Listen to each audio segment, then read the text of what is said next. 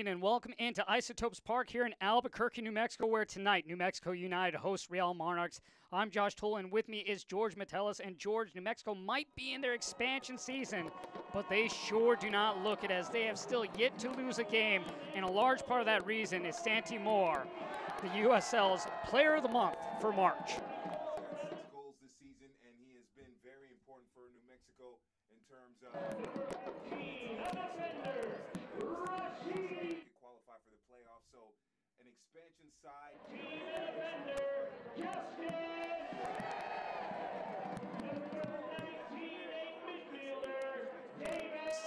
Santi Moore, goal of the month as well, and what a month he has had here in March, but we have moved on to April. But just taking a look at what New Mexico has done so far in their expansion year, quite surprising to some, but not to the people in New Mexico.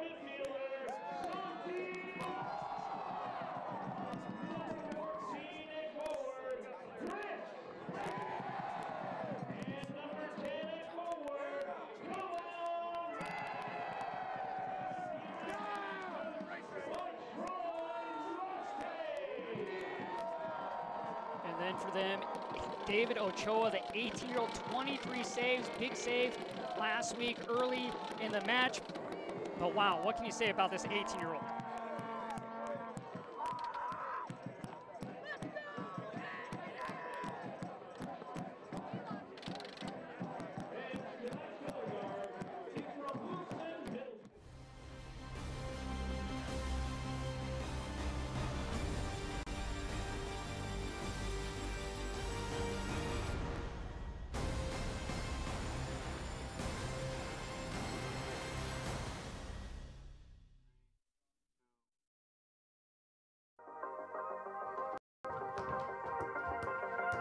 Hey, where's Roush? I don't know, bro.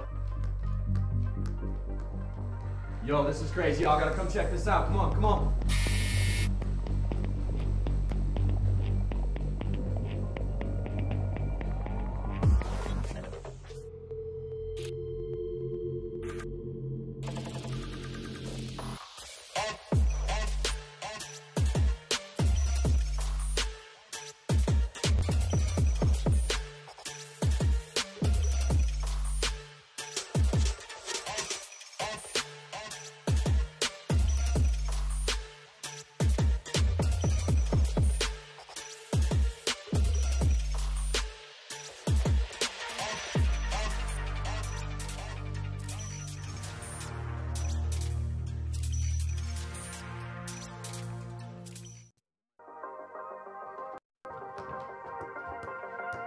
Hey, where's Roush?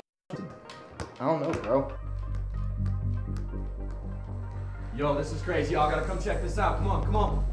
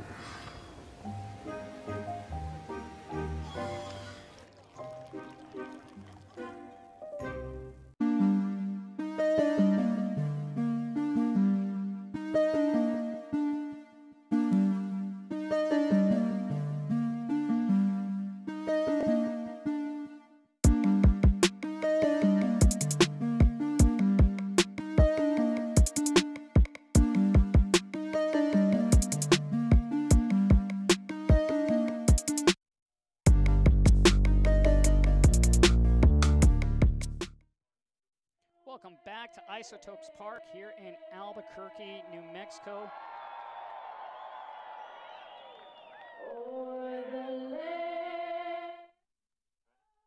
Where we are set for New Mexico United versus Real Monarchs SLC. Josh Toll and George Metellus with you, and tonight's going to be a fun one as we take a look. Tonight's starting lineup's brought to you by Michelob Ultra, and here we take a look at New Mexico United. Yeah, New Mexico making 2 changes from that scoreless draw at RGV. Tony Soler comes into the midfield for Sunday Muhammad, and Kayvon Crater, the Jamaican, comes in for Ryan Williams. It's going to be a 4-2-3-1, maybe even a 4-4-2 with Crater moving up a little bit higher to go even with Chris Wehan, but that's something that'll be flexible and something to watch as this match progresses. But that midfield is going to be very important in breaking down a strong Real Monarchs defense. And for Real Monarchs, a couple of familiar faces in there, and some new ones as well. Yeah, four changes from the side that beat Reno 3-1. Powder's in for Justin Glad in the center back position. Pablo Ruiz in the midfield for Jordan Pena, and Tate Schmidt comes in for Joao Plata. And then there's a late minute, the last second change here is Douglas Martinez picking up an injury, probably in the warm-ups. And so Lionel Etunde of Cameroon comes in at the top of that 4-2-3-1 for Real Monarchs. Great look at the curse, the New Mexico side supporters, and for a team that has been around since June, they have come out and played, but the Garcia Automotive keys of the game. Tonight's key to the match are brought to you by Garcia Automotive Group. Tonight's keys to the match for New Mexico United are 1, take the initiative with defensive pressure. 2, continue the fine-tune attacking shape. 3, increase dynamic movement in the final third to create attacking chances. Absolutely. Defensive pressure, you want to keep a clean sheet, make sure the other team minimizes their chances going forward, and then fine-tune their attacking shape, which is looking pretty good when you consider the way Santi Moore has been playing in this season, and then increase the dynamic movement. If they can continue to run off the ball, make those quick one-touch passes into space, that could disrupt this Real Monarchs defense and lead to 3 points. Santi Moore, Tony Lasesny, the head coach, could not say enough about Santi Moore. Obviously, when you win Player of the Month, you have the Goal of the Month. There's a reason why people are talking. Can go to the right, can go to the left, does a little bit of everything. What excites you about both these two clubs going forward into tonight's match? Well, I think what excites me is the fact that both teams are attack-minded teams. These are not two teams that are conservative. They want to go out, open the game up, be aggressive, get a lot of shots, score a lot of goals, and that is something that leads to wide-open football and could lead to a very exciting game here in Isotopes Park. So that's what I like to see. Both teams having an attack-minded philosophy. New Mexico United, 6-game undefeated streak, longest in USL expansion history. Just quite the impressive numbers. 2-0-4 draws, 10 points for Real Monarchs SLC. They are 2-1-2 on the season for 8 points. On the road, they're still looking for their first victory, 1 loss and 1 draw. For New Mexico United at home here at Isotopes Park, 1 win, 0 losses, and 1 draw. And a team that is very tough at home, and a team that can put up goals. They've already scored 10 on the year, which is 6th best in USL Championship play. Yeah, and that's why it was shocking last week they had the scoreless draw at RGV. They scored in every single game except for that last one. So you figure scoreless draw on the road, they're coming back home. They're going to be really aggressive in attack, expect a lot of shots, expect a lot of possession for New Mexico United. And if they can get 3 or 4 goals in front of this rowdy crowd at Isotopes Park, it'll be a very good night. 4 Corners Cup match tonight. You have that between them, Phoenix Rising, as well as the Colorado Springs Switchbacks. And then tonight, obviously, New Mexico United from New Mexico, and from Utah, Real Monarchs SLC. Another fun thing that the supporters put together, and really another fun thing that clubs at the end can celebrate if they're able to come up on top of the 4 Corners Cup. As we are about to get underway, Real Monarchs in their white kits. Meanwhile, New Mexico United in those beautiful black and gold, black and yellow kits. Just stunning. Good job on those. We'll have some more information for you later on about how they put together those kits and what they wanted them to represent. But New Mexico United looking for their 2nd win at home. Real Monarchs SLC looking for their 1st win on the road. And we are underway. As Andrew Brody will have it at the touchline. He'll play it back. Move forward. And that'll be played out by New Mexico United. A chance for a throw-in for Real Salt Lake here early. Ochoa with a big save in the game last week against Reno, 1868, about 3 minutes in, helping Reno be held back as they would come out with a 3-1 win. And David Ochoa, for 18 years old, does not look it. He looks composed as a goalkeeper, and he looks like a veteran, which is surprising at just the age of 18. As that is played back to Moberg, he'll play it to Ochoa. Moberg will go across.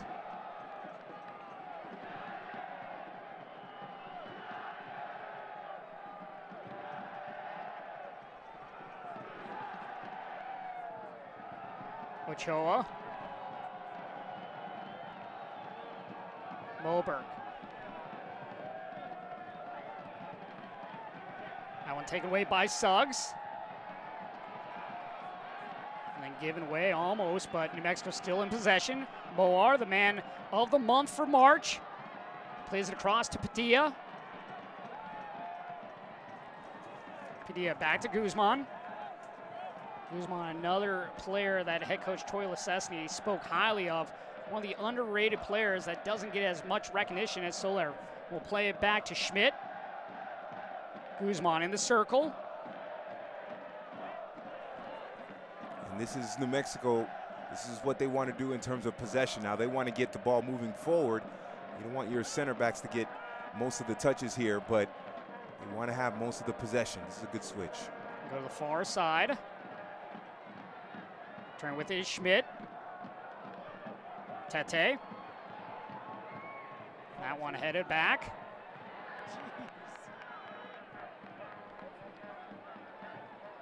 Ruiz.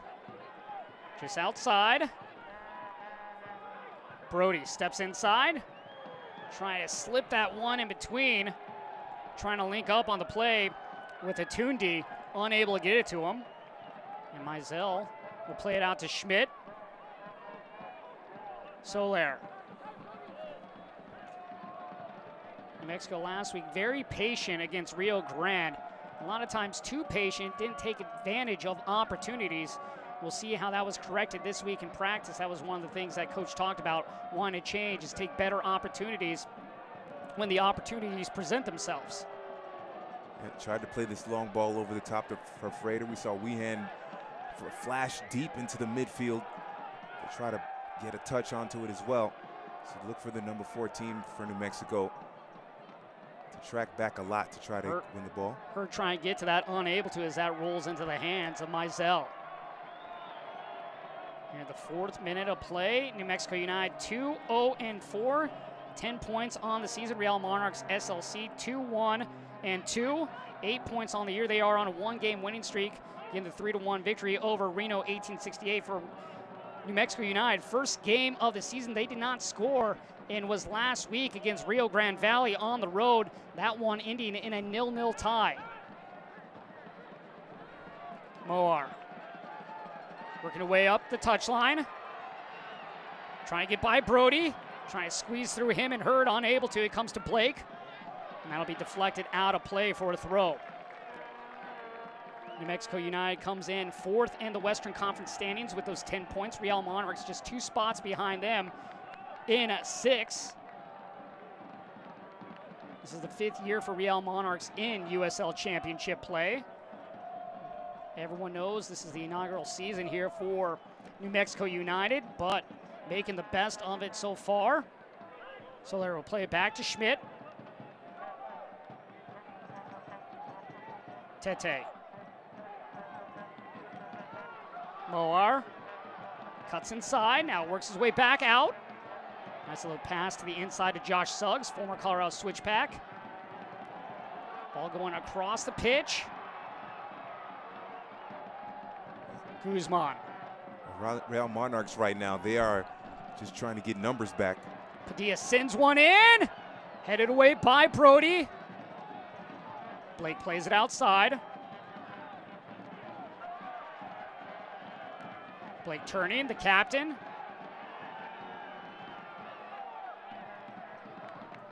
can see New Mexico United, they're trying to put pressure on that back line. Some high press right now for New Mexico United, trying to see if they can get the quick turnover deep in their attacking half. See how they want to go to Moar there on the outside as he works his way into the right foot and tackled by Brody.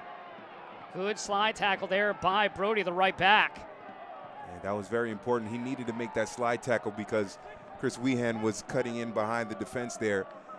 If he doesn't make that tackle, Santi Moar could easily just play a little through ball to Wehan, and Wehan is one-on-one against David Ochoa. So an important intervention there. That'll be played out. And a throw-in coming for Noah Powder, the 20-year-old out of Edison, New Jersey. Last year with Orange County SC. Also represents Trinidad and Tobago. Played with them U17 as well as U20.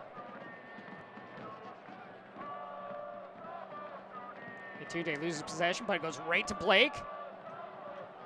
Blake up the touchline. Played back by Hurd. And we'll have a whistle and a kick coming. Hurd got chopped up pretty good there by, I believe it looked like Josh Suggs.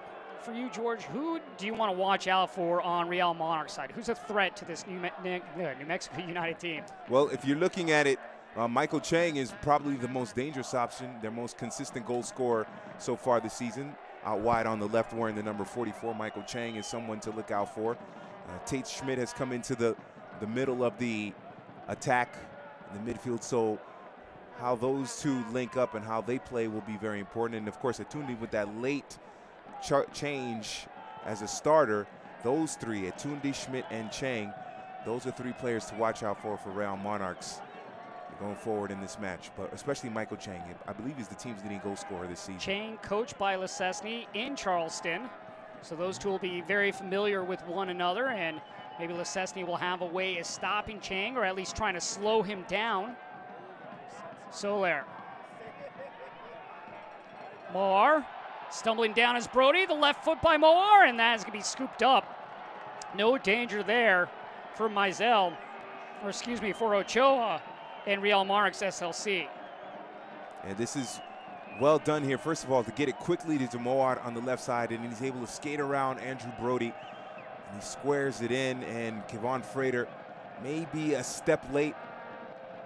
A good job by Ochoa to cut out that pass, but they were able to get it to Moar down that left side quickly so that he can make a move on Brody. Sometimes it's not so much where the pass goes, but how quickly the pass gets out there. So a player like Moar, who's not afraid to take on any defender one-on-one, can get into that space and create a chance. Early in this season, what have you liked with what you've seen from the expansion side, New Mexico United? Well, the fact that they are not afraid to attack teams and score goals. I mean, the object of soccer is to score more goals than the opponent. And a lot of times with expansion teams, they want to be conservative and they're more concerned about not giving up goals. When New Mexico United is saying, we're going to go at it, we're going to attack, we're going to be aggressive going forward. And they might leak a couple of goals in the back, but for the most part, they're outscoring their opponents. So the fact that they have that mentality of, yes, we're an expansion team, but we're still going to play attacking, attractive football, attractive soccer is something that I like. Blake with an opportunity here on a kick. For Real Monarchs SLC, see if he can set something up on this piece. These players begin to line up in the box. As we approach the 10th minute. Blake sends it in, headed up, and that's going to go well out of play. But a good look there nonetheless for Real Monarchs. Yeah, that was a good service into the area. And even though the header couldn't stay down, it was still a positive thing for Real Monarchs because they know now that with the right service, they can win those aerial battles. I believe it was Chang that got the header onto it. That was one of those players you were talking about watching out for. And when you're a player like Mikael Chang, with what you can do with your feet, how much more of an advantage do you get when you have that aerial set piece when you can find it with your head? Yeah, it's a huge advantage. You have a lot more of an advantage because now on the set pieces, you have the confidence that you can score with your head, and it also puts doubt into the defender's mind, saying, okay, well, now we have to worry about his head and his feet, and so that makes it tougher for a team to defend. So the fact that he's shown a little bit of that versatility in this match so far is important. Blake trying to find a Tunde on that one, unable to do so. Frater offside, so on the pass. Chris Wehan had a great look, but just Frater a little bit too far behind that back four already. Yep, he's got to make sure he's a little bit just count real quickly, see where that last man is, and then get inside of him so that he can be onside, and then Weehan can make that pass. But what we're seeing from Weehan is he's dropping into the middle, and Frater is the one staying up top as the center forward. So Weehan is trying to put in that hard work to be the ball winner, but also distribute and set up his teammates there. So it looked like maybe a 4-4-2 or a 4-3-3. It's really kind of a 4-2-3-1 with Frater as the point man up top, and then Weehan in behind him as the number 10 role. They should probably switch shirt numbers the way it's set up in terms of their positioning. Schmidt will chase this one down. Etunde trying to harass him, doing enough to make Schmidt play it back to Mizella, and Schmidt will come up a little gimpy there.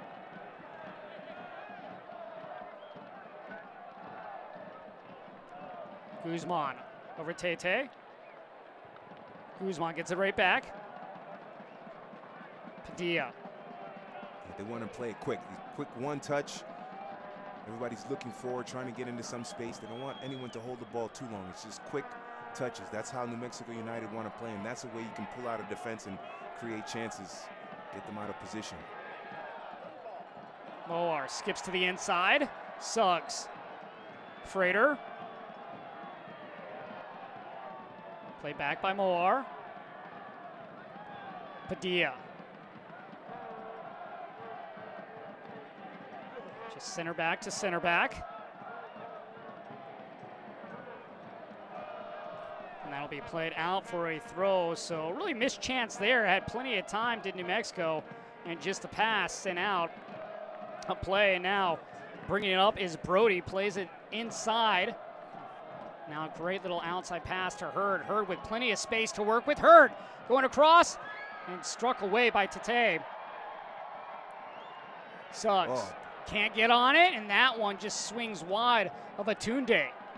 Justin Schmidt giving the ball away there. But Real Monarchs looking dangerous there with Hurd, but credit to New Mexico United defense there. Etunde was in the middle, but he was the only attacking player for Real Monarchs in the middle, 4 defenders.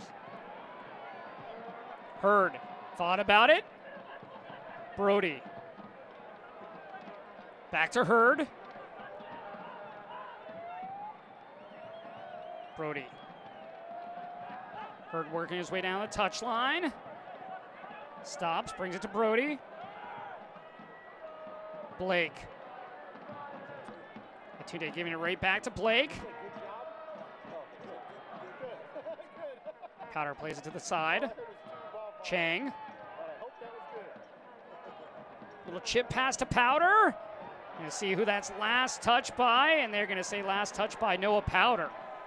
Well done by Manny Padilla on that far right side of the New Mexico United defense. Good patient build up there by Real Monarchs. Gotta like the communication there between Powder and Chang. And it looked like Powder was gonna get around him, but Padilla with a well-timed sliding tackle leading to the goal kick. Padilla, 23 years old, out of Compton, California, played at the University of San Francisco. 89th overall draft pick in the MLS Super Draft by Houston Dynamo. Has a 73% tackling rate, and you can see why right there, why he finds success on those hard tackles. And plus he's from Compton, so you know he's got to be tough. Yeah. Hurd plays it up. Blake trying to chip that one over by Guzman, but Guzman not having it as he brings it down. Frater gives it back. And Brody will simply play it back to his keeper for help in Ochoa.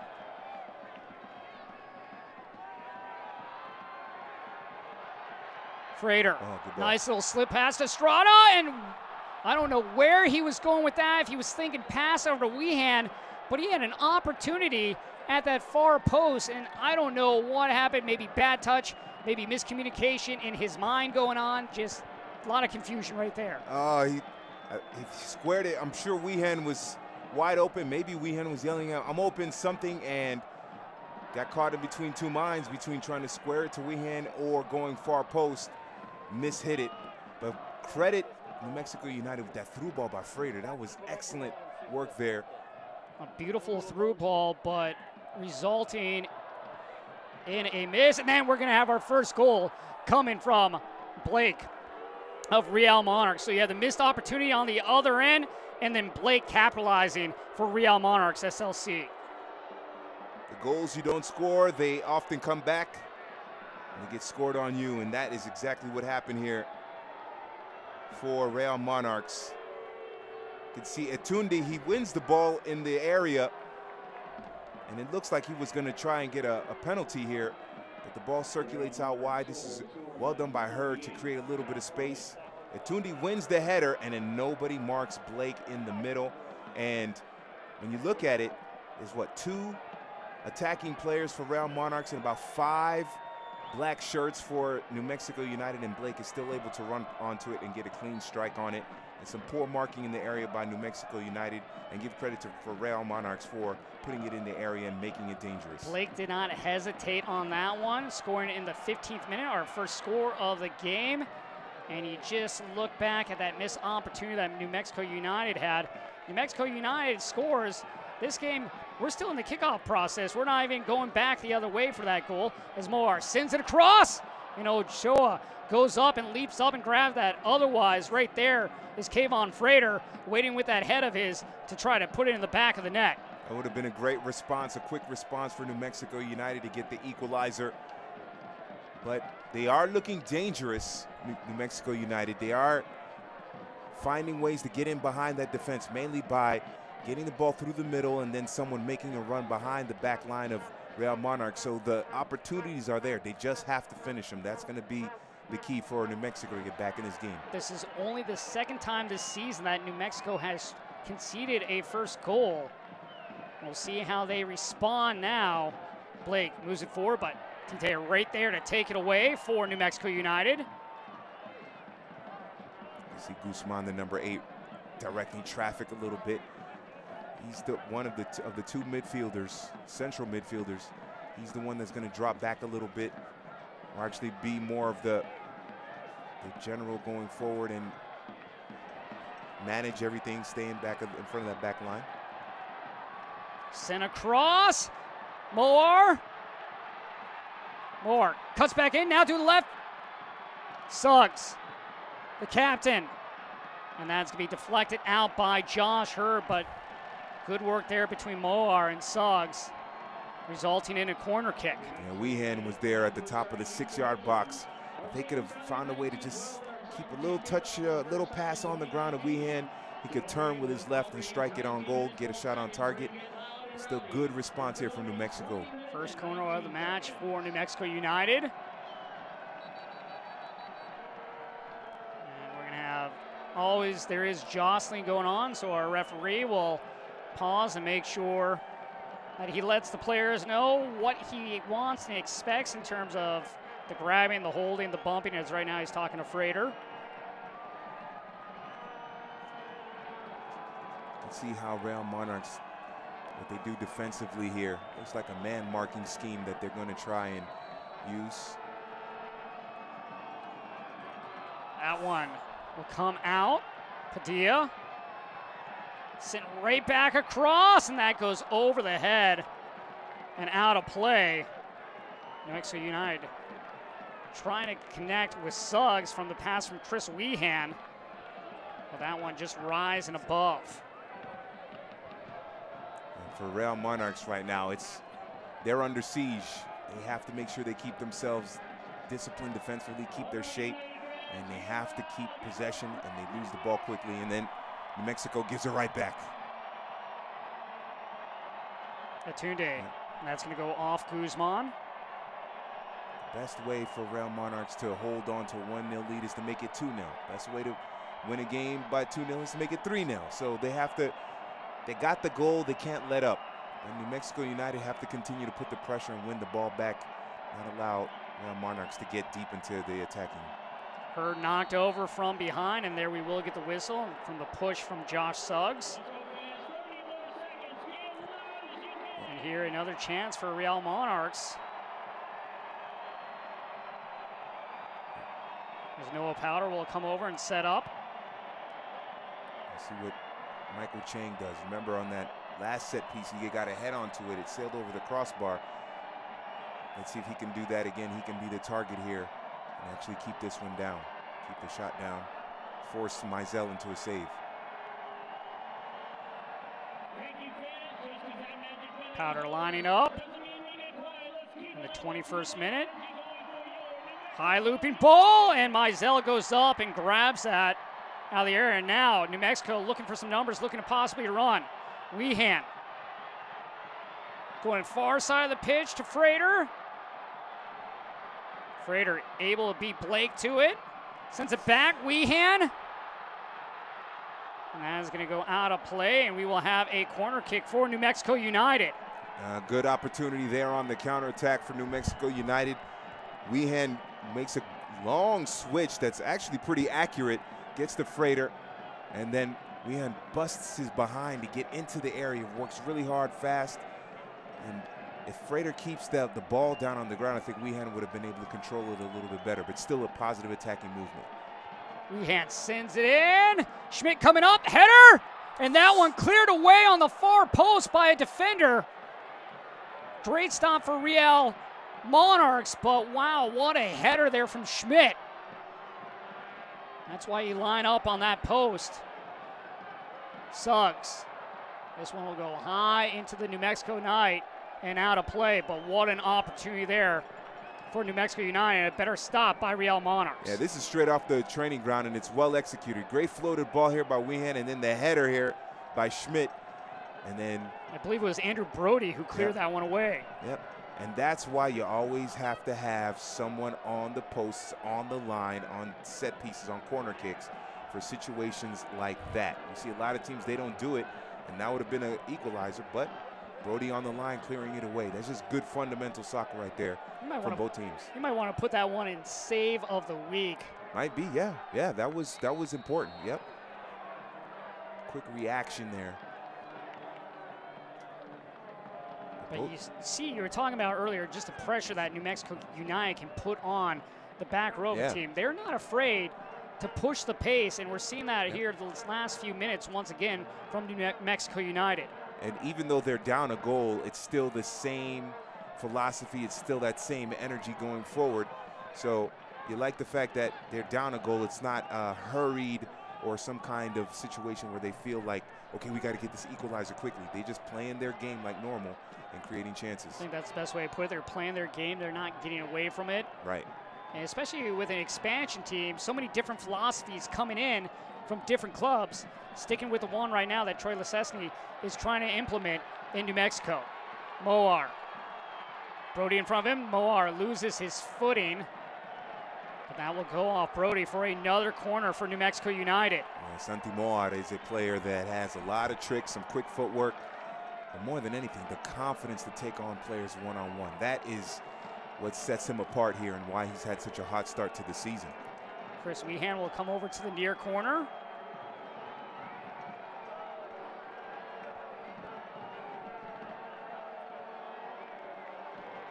Let's see if they go to the well again with Schmidt. That great header. Low liner, deflected and put into the back of the net, and by guess who? Santi Moar. Well worked by New Mexico United, but look at the movement of Josh Suggs here on this corner, and you can see why this goal is scored here. Santi Moar at the right place at the right time to knock it in, but when you look at it again, you can see that Josh Suggs, he starts on the far post, circles around. Look at the ball is kept on the ground, and he's the one that gets the touch onto it, confuses the Real Monarchs defense, and Santi Moar in the right place at the right time. But look at where Josh Suggs comes. He comes from all the way around. His movement into the middle completely surprises the Real Monarchs defense. He puts it on frame, and then through a forest of legs, it finds Santi Moar. And when you're scoring goals, you get those situations, those doorstep finishes are right there for you. That's how strong of a season and a start he's had, and his form has been great. That United goal was brought to you by Delta Dental of New Mexico. Teeth mean business, and so does Santi Moar with his 5th goal of the year, 4 in March, and now his first tally here in the month of April.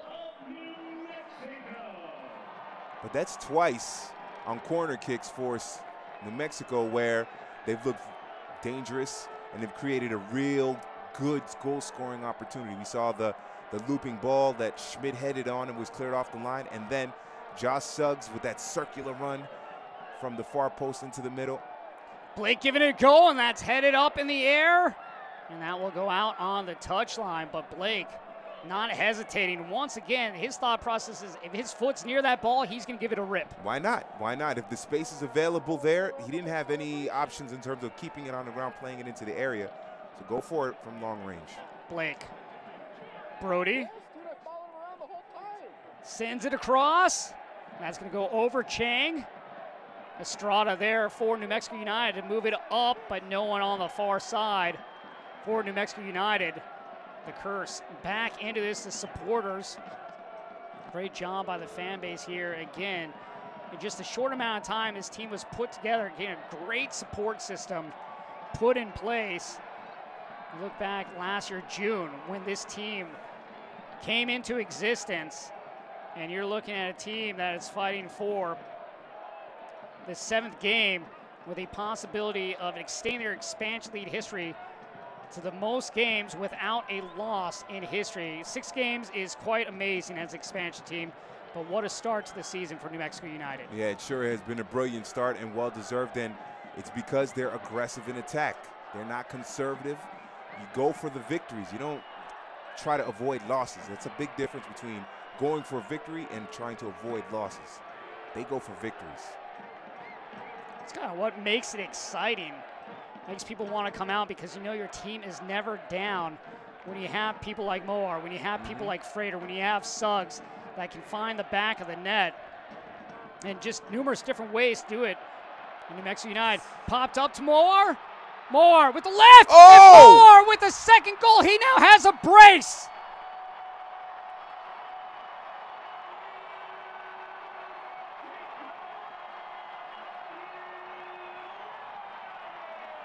A magnificent finish from Santi Moar, but the passing through the midfield from New Mexico United is excellent.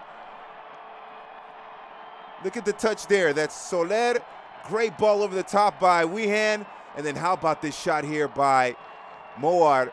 A lot of times you'll see players try to hit it far post there, but what does he do? He roofs it near post. But look at the quick one touch from Soler to Wehan over the top to Moar. A brilliant finish, and even the touch before that got it to Soler was excellent. That's what happens when you have quick one-touch passing through the midfield. The defense cannot react quickly enough, and with a player like Santi Moar, who was on fire, he's going to score almost every time. That United goal was brought to you by Delta Dental of New Mexico. Teeth mean business, and so does Santi Moar with his second goal of the evening. That one coming in the 28th minute, assisted by Chris Wehan. We'll have to make sure we get the proper name. I thought it was also Soler, but we'll double check that for you. Our PAA dresser said Wehan on the assist as Chang plays it into the box. Tite doing a good job of stepping in front of Atunde to clear that one from danger. Man, it was Wehan with the assist, but Soler, it's the hockey assist. The pass that led to the pass that led to the goal. It was just as effective. So if you give Soler the assist, there's no problem with that either. So what that's led good. to it, Soler, a creator in his own right. Yep. But again, New Mexico United trailing 1-0 in this one, and 2 quick goals in response. And we go back to that first opportunity where maybe it was a square ball, whatever happened. Then you have Real Monarchs score, and then 2 unanswered goals by New Mexico United. Yeah, and what that play did there, I believe that was Estrada who missed it wide. It, as I said, kind of caught between 2 minds of far posters, squaring it to Wehan. What it did, though, was show that that back line of Real Monarchs is vulnerable and that they can be beaten and that they will give up those spaces necessary to create goal-scoring chances. So while they didn't score on that play, it was a sign that that back line is vulnerable and is vulnerable. Played up. Suggs. Chip over to Wehan. Wehan works his way outside the box. Moer looking far side of Frater. Easy clear away for Real Monarchs. Padilla will play it back as he's ushered to the ground. Wehan was surrounded by 4 players, so he had to play it back there. And Padilla still slow to get up. Select is the official ball supplier of the USL Championship and many of the finest leagues in the world. Since 1947, Select has been the leader in score, ball quality, and innovation. For the latest Select products and special offers, please visit selectsportamerica.com. That second goal by Santi Moar was a thing of beauty, not just because of the finish, but from the passing in the midfield. I didn't see who got the ball to Soler, but Soler to Wehan, and then chip over the top, and then the control off the chest is just great football being played, great soccer play by New Mexico United. Maybe put that second goal in the category of goal of the week? You could. I mean, the left-footed finish, roofing that shot, it's a strong candidate for sure, but not so much for the finish, because the finish was excellent, but the build-up play to it, that's what set it apart. Maybe we should have a build-up of the week put in for the USL Championship, and then that could be put in. Well, part of the beautiful game is not just the goals, the finish, and that's obviously very important, but sometimes the way they build through the midfield and score the goals is more attractive than the actual finish. Soler. Moore. Oh, that looked like he kept it in. Not able to keep it in on the touchline. We'll have a throw-in for Real Salt Lake. Again, Real Salt Lake on the road, looking for their first win of the season, 0-1-1. New Mexico United looking for their second win at home, 1-0-1 here at Isotopes Park. And we keep talking about expansion teams, and one thing an expansion team has to do is protect their home field. That is crucial. That might be priority number one, is protect the home field and make sure that if a team comes into this building, they're thinking, oh, we're going to get a W, and then they say, no, you're going home with an L, because that's how it is. You have to protect the home field in the expansion team. What else also helps is when you have 10,000 screaming supporters that helps a whole like lot. New Mexico, and the curse brings here to Isotope Park as Chang gets the ball, plays a square ball, and that's going to be put out. Hurd working his way down towards the inline, sends it across, cleared away by Schmidt. Brody was unimpeded. The pass he had to Chang, he was unimpeded. There's no pressure from the midfielder, the defensive midfielders of New Mexico United. Brody plays it back. That one ripped, and what a save there. Diving full tilt is Cody Mizell. Ruiz gave it a go, and what a stop there by Mizell. Oh, Pablo Ruiz. Oh, with that laser left foot, almost scores. A spectacular golazo, as they would say. And Mizell, huge save. Edward swinging ball. Powder can't get ahead on it. Schmidt does for New Mexico United. Poke forward. Guzman with Frater to his right. Trying to send it through, but it hits the body of Frater. Wehan was running through. I think that's where the pass was targeted, but unfortunately it hits the body of Frater and really slows up that run for New Mexico United. And I thought that maybe Guzman was a little bit late in the pass as well, and maybe that's why Frater floated into that area, and then the ball got deflected off him. I thought he was going to get it to Wehan sooner, and then maybe Wehan could work something further up the pitch with Frater. But still, that's the right idea from Guzman. And now that midfield's going to open up more, because now Real Monarchs, that back line's going to be playing higher, trying to bring more bodies forward to get the equalizer, quick turnover. And the way New Mexico United like that one-touch passing, quick passing and quick decisions, could be the third goal, could come on a counterattack. Josh Toll and George Metellus with you here. Jack Blake started off in the 15th minute for Real Monarchs, and then Santi Moar in the 24th minute would get his first, and then Moar in the 28th would get a brace with an assist from Chris Wehan. 2-1 is our score here at Isotopes Park. And New Mexico United still not slowing down, trying to get a third here before half. Guzman. Tite. 2-1 advantage is not a secure advantage. They could get two more before halftime. That would make their fans really happy, but they could get one more, take some of the pressure off. Suggs. Crater. Going into that right foot and just boots it well wide into the dugout.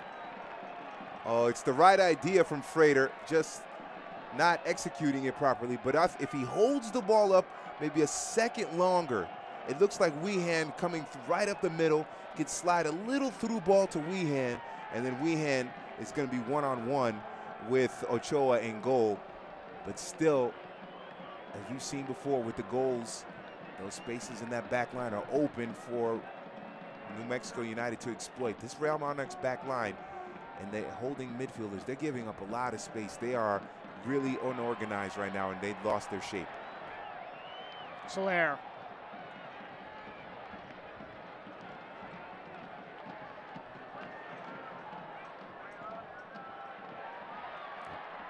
And now Real Monarchs, they're struggling. Unless they win the ball high up the pitch, they're struggling to play it out of the back. 3 or 4 passes, they lose the ball. New Mexico United's pressure is really disrupting them right now, making it difficult for them to hold on to any kind of possession for more than 4 or 5 passes. You also go back to week 3. Santi Moar had 2 goals, matching that total tonight here in week 7. Guzman in the 37th minute. Suggs. Weehan will just play that out. Throwing coming for Andrew Brody of Real Monarchs SLC. Brody's dad actually played professionally with the Colorado Foxes.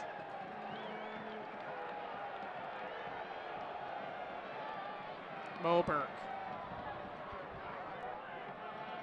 Trying to get ahead to Etunde, but Schmidt doing a good job of making sure that he's the only one that can get to that ball.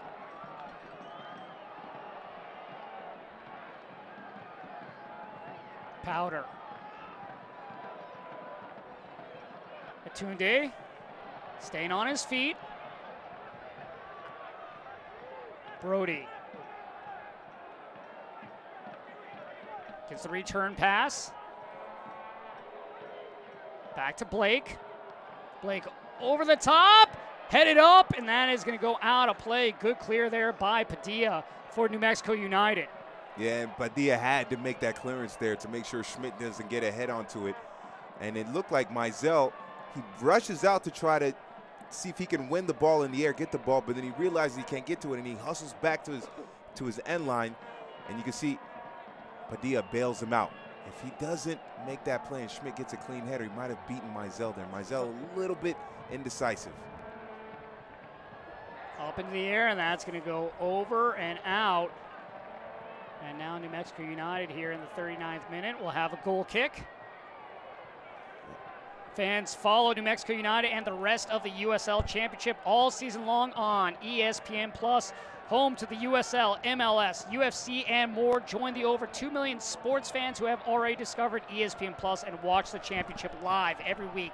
Sign up today at ESPNplus.com.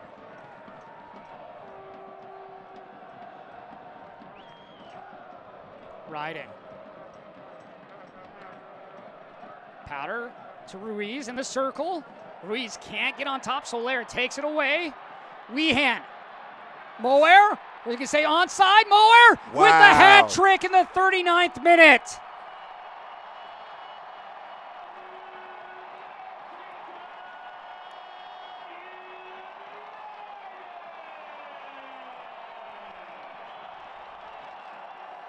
Sloppy passing in the midfield from Real Monarchs, and New Mexico United take advantage of it again. It starts all the way deep. Soler wins the ball, gets it to Weehan. Weehan makes sure he stays on his feet and delivers the excellent pass through, and Moar staying onside. And once again, look at that back line giving up all kinds of space. Brody, because of the turnover, Brody is way too high up, so he can't make the ground to cover back and make sure Moar doesn't receive the pass. That's what happens when you get that turnover in the midfield and then the quick passing forward.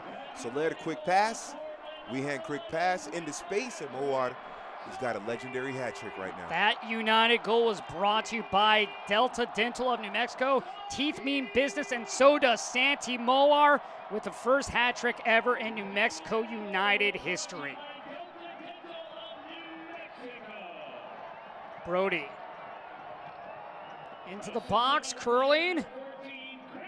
And did Padilla touch that? And they're going to say no, but no, they are going to say Padilla touched it, so we will have a corner coming. And Real Salt Lake going quickly, headed, and Tunde got a great look on that, but just not able to put it under the crossbar as that rose above. Well, Real Monarchs right now, the way they are playing, maybe their best chance of a goal here, especially in this next 4 or 5 minutes of this first half, it might actually come from a set piece. They've looked dangerous. They've been able to make contact with the ball on set pieces, on balls that are flighted in to the area.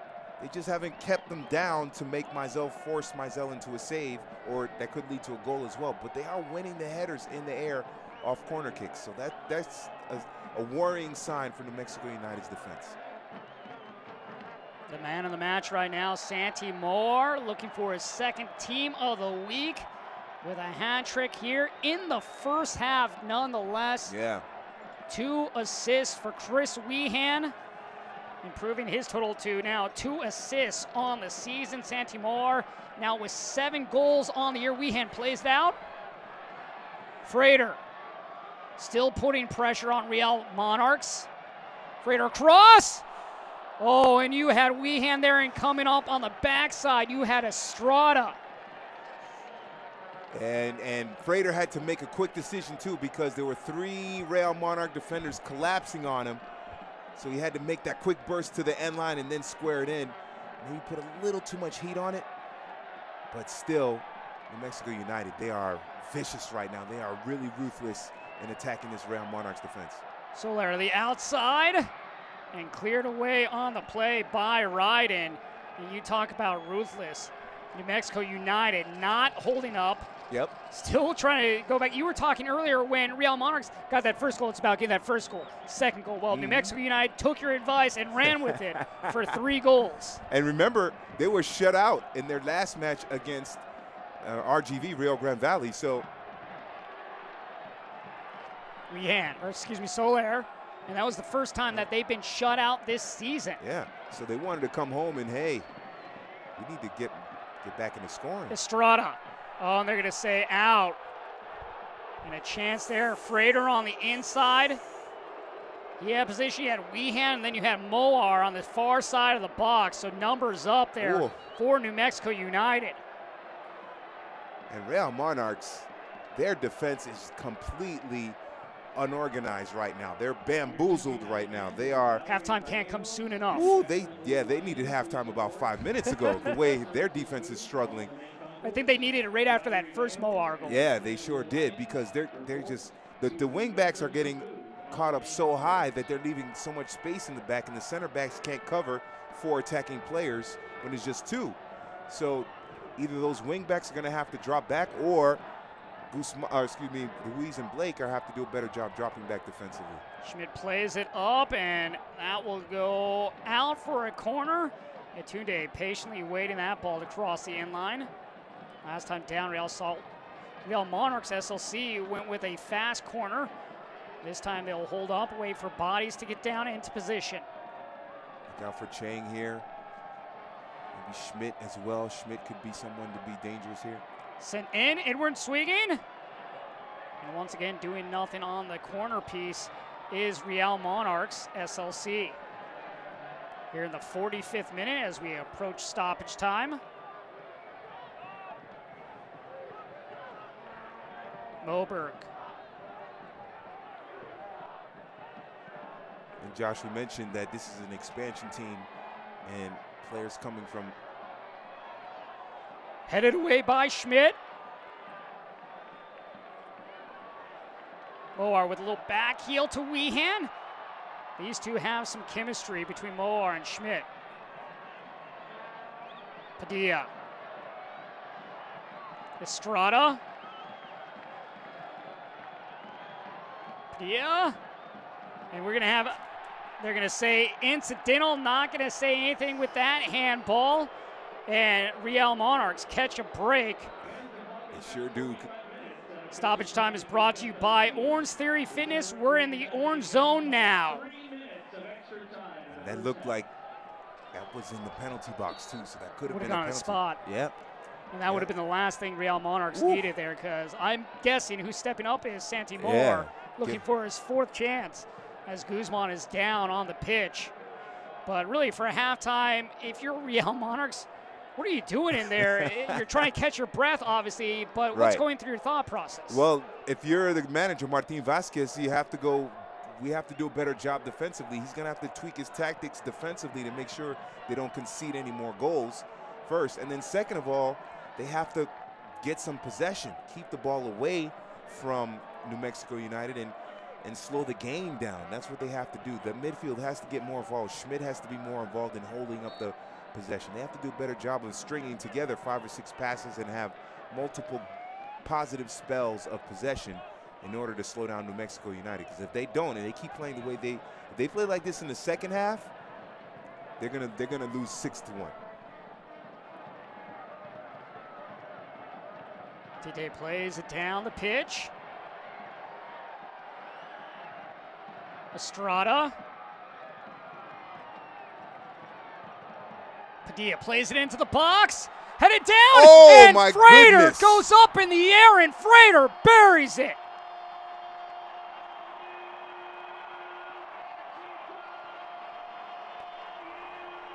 Frater in the 47th minute of stoppage time. Well, I guess Frater wanted to get on the scoring action. Didn't want to leave it all to Santi Moar. This is brilliant service here. First of all, floated in by Padilla. But give credit to David Estrada. Estrada on that far side, he gets so deep into the attacking third that back line kind of goes back with him. And that allows Frater to come run into that space. And then Padilla had plenty of time to just pick out Frater. No one is putting any pressure on anybody in the New Mexico attack. And he had plenty of time to pick out Frater, and Frater was not tightly marked and an easy header. And you could just see he knew it when he hit it that it was going to go in. That United goal was brought to you by Delta Dental of New Mexico. Teeth mean business, and so does Kayvon Frater with his first goal of the evening, joining Santi Moar, who has 3. And wow, what a first half it has been. New Mexico a little angry after Real Monarchs scored their first goal, and they've responded with 4 straight. Brilliant football, brilliant soccer being played by New Mexico United, taking advantage of Real Monarchs' lax defending, quick passing, quick one-touch passing through the midfield, accurate passing. This could be 6. Remember, Estrada had a chance, and then they've had another chance as well. They had the 2 corner kicks that Schmidt had cleared off the line, and then the other one from the left side that was kept out. So this could be 5 or 6 already for New Mexico United. What a night for New Mexico United. 4 goals here in the first half. Moar in the 24th minute, then again in the 28th and 39th. Frater in the 47th minute with the assist from Padilla. Headed back, and that one is going to go past the end line. And we'll have a corner kick. You see Mizell just trying to kill away some time. Yep. But a corner kick here for Ruiz and Real Monarchs.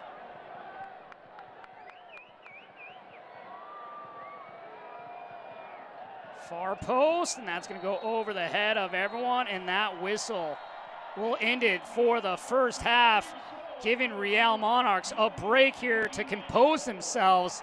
But for New Mexico United, what a first half it was. Jack Blake in the 15th minute got things going for Real Monarchs. Moar in the 24th, then again in the 28th, assisted by Wehan. And then again on the 39th minute, assisted by Wehan. Frater in the 47th, assisted by Padilla. But your thoughts here in this first half? The only thing that New Mexico United did wrong was give up the goal. That was the only thing. After that, everything else was pretty much perfect. It was a brilliant performance by New Mexico United in the first half, and I'm looking forward to seeing how ruthless they are going to be in the second half. Well, one blemish, but headed to half. New Mexico United 4, Real Monarchs. SLC will take a break. We'll be back here on ESPN+.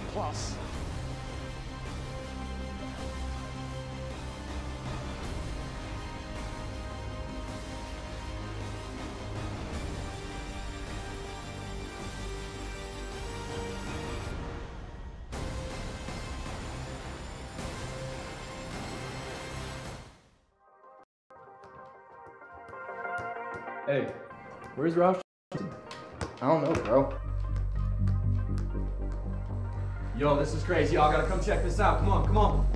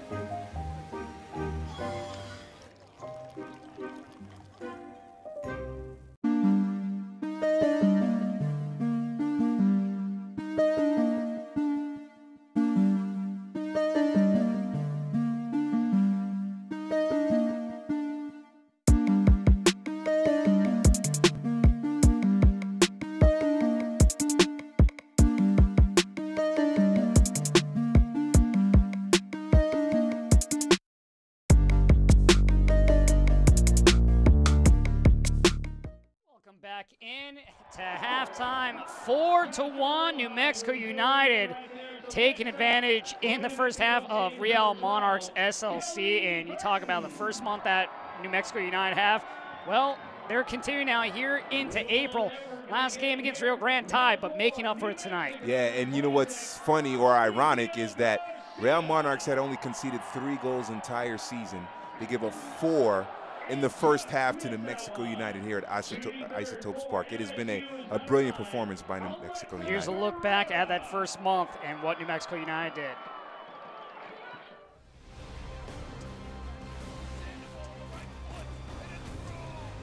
Welcome home. First play for New Mexico now. Santi Moar going for the curler. Moar! Oh, that's sensational from the Spaniard. Kevon Frater answers in a matter of seconds. Still Santi Moar. It's a one-man wrecking crew from Ortiz, Spain. Padilla knocked into the air. Sandoval puts it in, and it's the New Mexico native again. 2 home goals at Isotopes Park, and they both belong to number 9. Well, here comes Suggs pushing into the attack. Moar! Oh, what a goal for New Mexico! The header is in for New Mexico United, and guess who? We want Moar. Kevon Frater says thank you very much. That's it. It's full time, and New Mexico has the first win in franchise history. Let's go. Get used to it. Family on 3. 1, 2, 3. 10,613 people are coming out to New Mexico United. That is the average best start in expansion team history in USL Championship history. Looking for their 3rd win of the season. One of 3 unbeaten teams in the Western Conference. One of 8 teams if you include the Eastern Conference. But wow, what a start here in the first half for New Mexico United. And those other 2 teams that are unbeaten, Fresno, 1 win, 3 draws. Phoenix Rising, 0 wins, 4 draws. And New Mexico United coming into this match, they've won 2 and drawn 4. So of all the 3 unbeaten teams in the West, they are the best in terms of the record. They're a great look at the curse. The crowd is out tonight once again.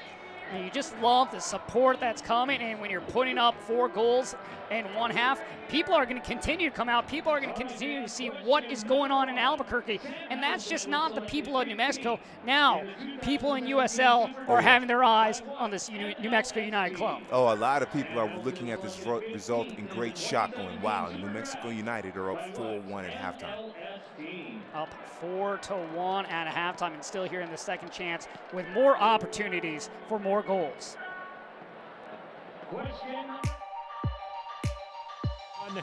And Jameson's going to get to the ball off the giveaway, and Bradford Jameson's got the first goal, and San Antonio FC is on the board. On his way. Here's Ryan Sierakowski in the penalty area. Sierakowski! Oh! Weaving it forward. Oh, Luke got a piece of that to Rob Dos Santos. Plata. He'll take a shot and a goal! Joao Plata! Leo's ball. Nice curl. This time headed for the goal! This afternoon's match. A good ball into Lewis. What a strike! Zico Lewis. Nice 1-2 there. Here comes that scissors kick. And Isaac was alive to it. Long range shot, curling, and it's in the back of the net! And it's going to be Lewis. He just takes the strike. And Brandon Miller manages to get just a hair on it. Austin Bold strikes first. Good ball in, John, diving header! He's going to give it a crack, deflected away by Huntley lets it fly and Juan punches it away. And it is a goal. Fleming's in for JJ.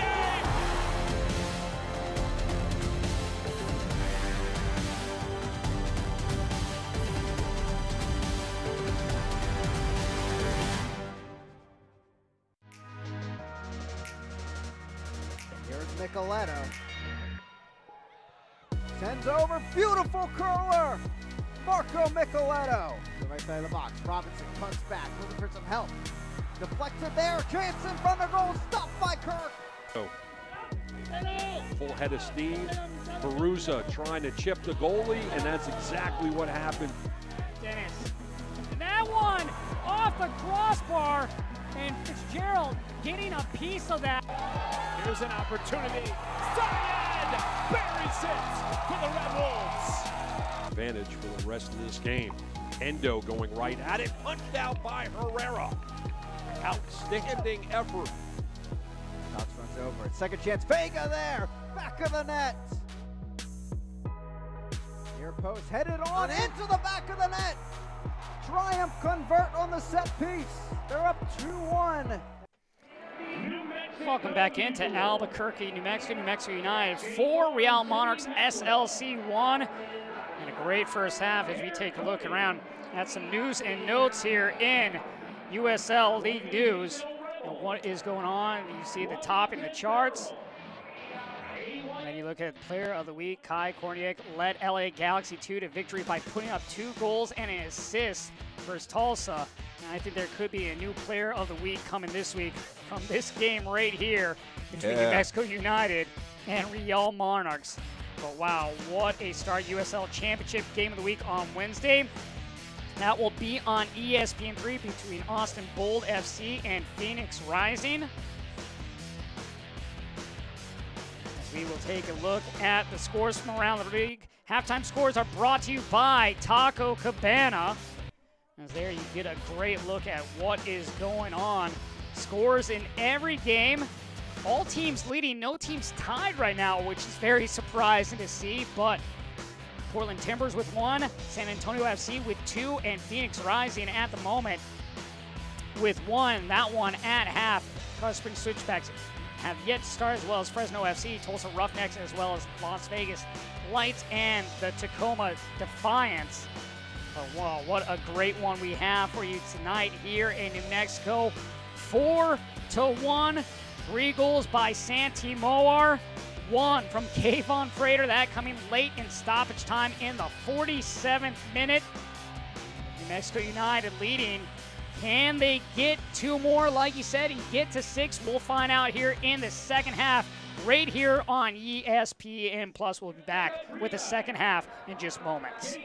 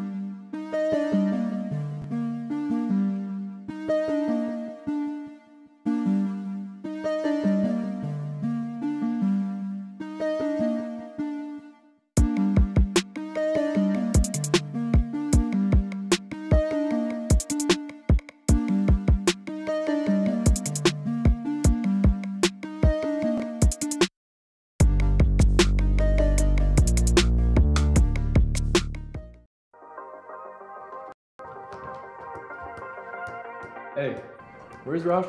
I don't know, bro. Yo, this is crazy. Y'all gotta come check this out. Come on, come on.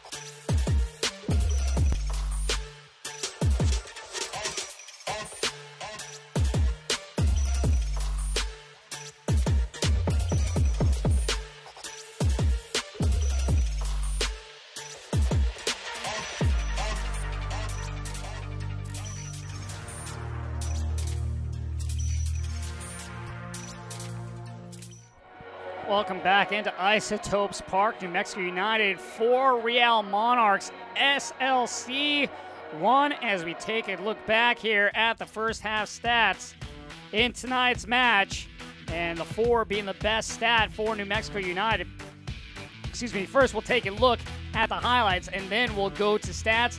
Here Real Monarchs getting a chance in the box there. No hesitation by Blake to bury that one, and that would be the first.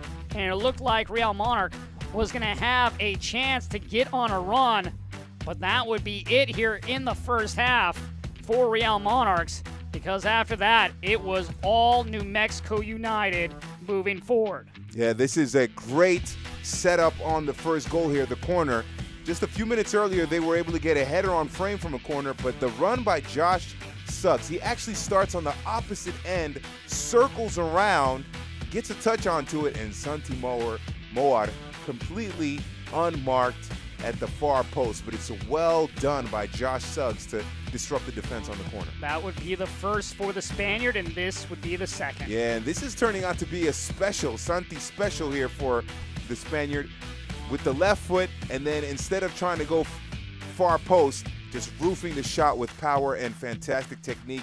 And that was the go-ahead goal, and a brilliant touch by Mohan to get it to Weehan, excuse me, I should say, to Santi Moar. I think I just combined the names, Mohan and Moar, but whatever.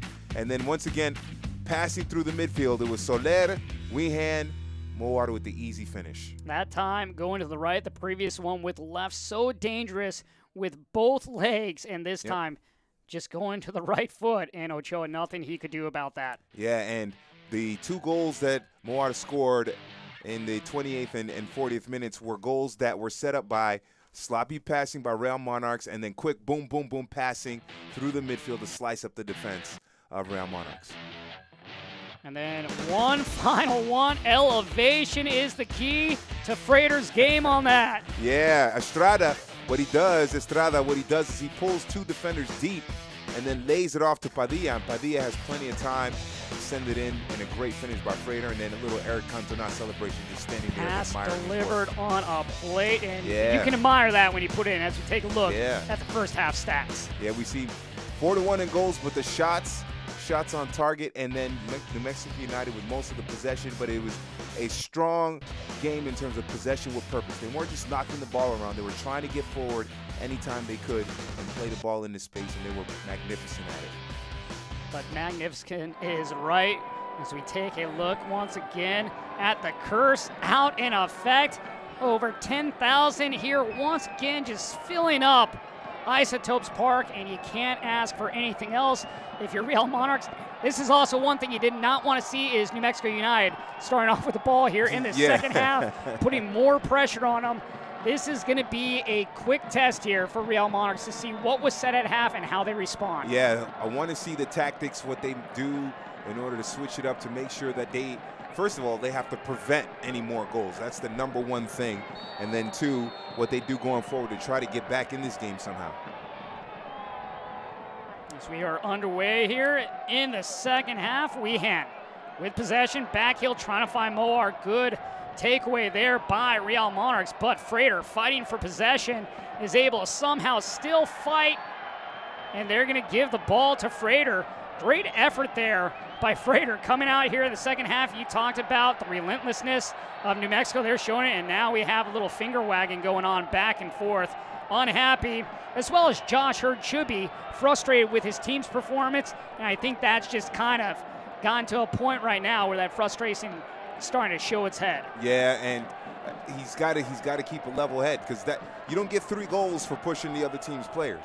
You know, you have to keep a calm head there and not allow yourself to get frustrated, and he's going to go into the book for that. It's completely unnecessary by Josh Hurd to perform that way, to behave that way. I know he's upset and frustrated, but like I said, you don't get 3 goals for a yellow card. You don't get 3 goals for pushing the opposition like that.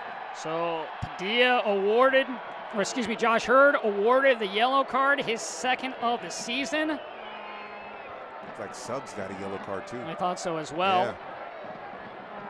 For Josh Suggs, that would be his 1st, and yes, indeed, Josh Suggs officially given a yellow card as well. So 2 yellow cards given out. And back to play. But New Mexico United here with a piece opportunity. So now let's see who's the target here. Well, we saw Frater with what he could do on that one where he just elevated to above the crossbar. Frater would be a big-time option here, yep. Schmidt, another big body if he is up from that back line.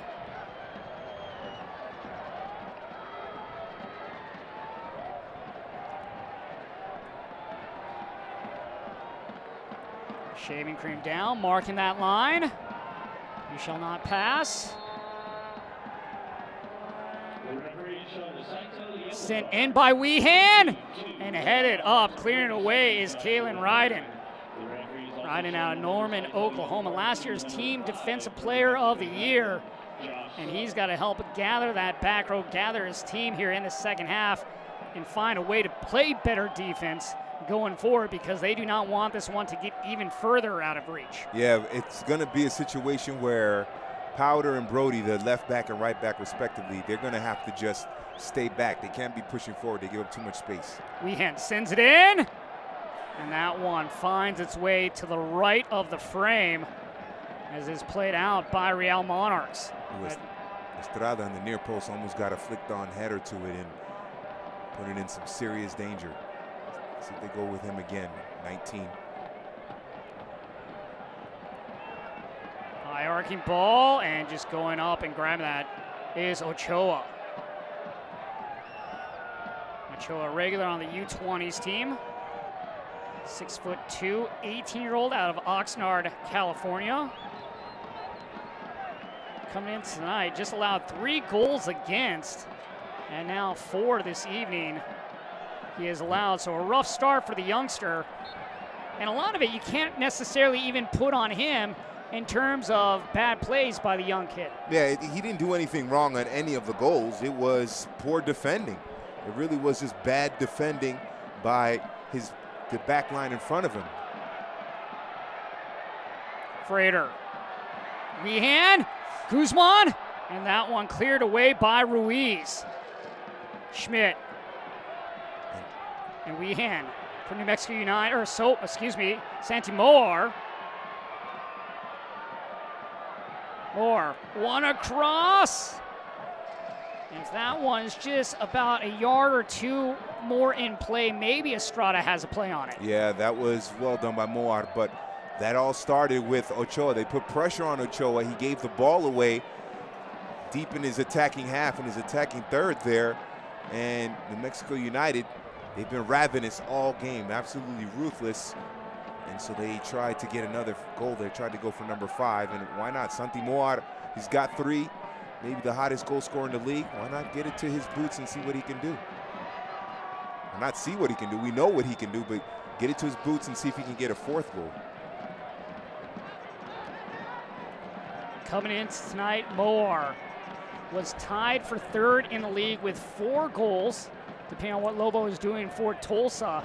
Right now, those two would be tied at that top spot in the league for goals with 7 apiece. Throw in for Padilla. Frater.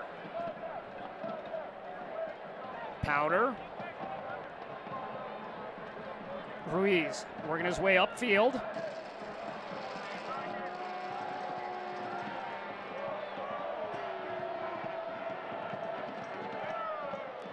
Hurd. Powder tripped up, and Padilla understood that was all on him.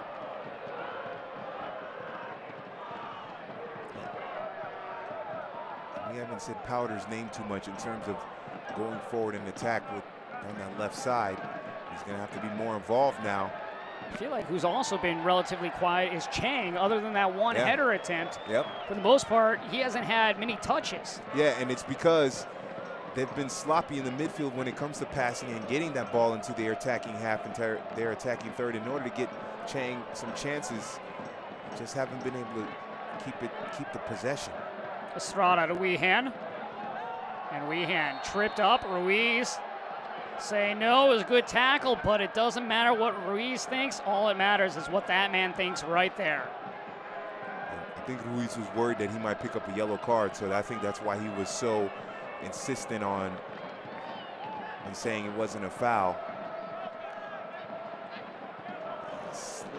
A little bit of contact. Weehan sells it pretty well. We had 2 yellow cards. That Seidel yellow card was issued to both New Mexico United and to Real Salt Lake. So 2, 1 given out to Suggs and 1 given out to Hurd.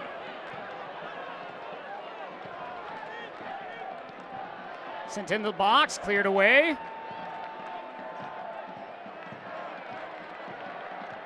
Schmidt can't do anything with it.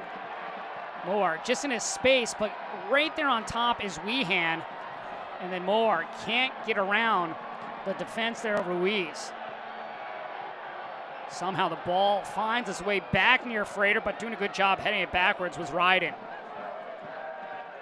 Moore just couldn't control it enough because Weehan had circled around him on the left and run into some space. If he had been able to control it, gets to Weehan, and then Weehan has an opportunity to break in transition and get possibly Frater involved for a 5th goal. Moberg. Blake, the lone goal scorer for Real Monarchs. Powder. Chang.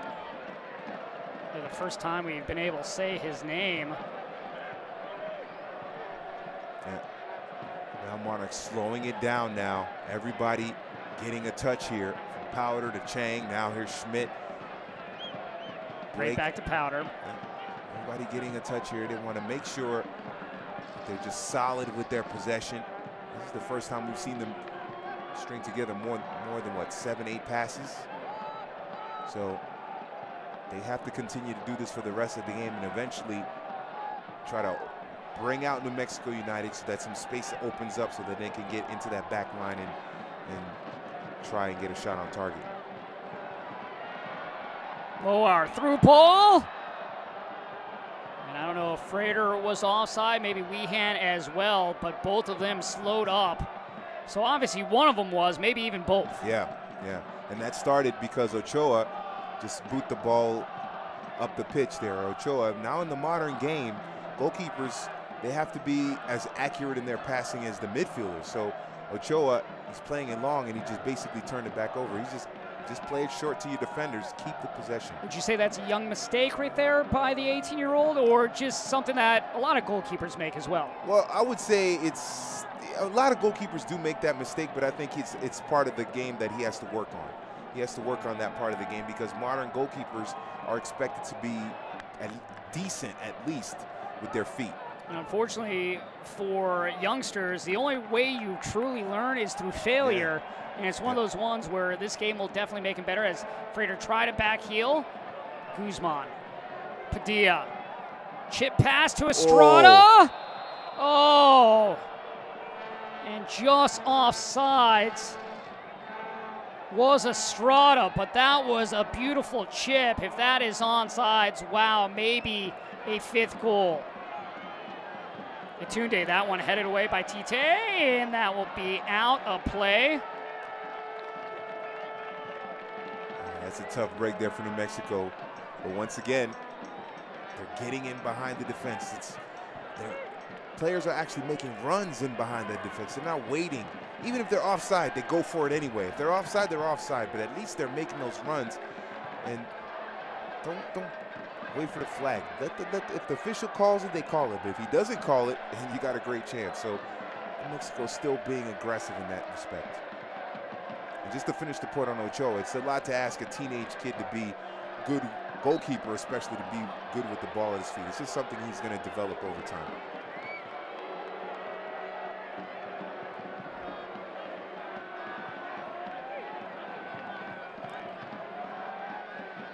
Guzman's going to have to back up. Blake. Chang back to Blake, but Blake unable to get there. Estrada's head got in the way of that pass. Estrada, great cheeky move there by Estrada. Get by Blake, and then a tackle by Powder to force Estrada to turn the ball over. Looked like he nutmegged Blake there. Estrada, that is confident, skillful football right there. Confident, skillful soccer right there. That went just too far in front of Hurd, and Schmidt will clear it down. Headed up by Moberg, but Moar right there for New Mexico United. Plays it outside. Weehan. Moar slipped up. And the trip up by Moberg is going to earn New Mexico United a kick just outside the box. You see what happened there? They give the ball away, and Brody, the right back, he's so far up trying to help out in the attack that they give the ball away, and he's out of position because he just got caught up so far up high that Moberg now has to track over to that right side and try to defend.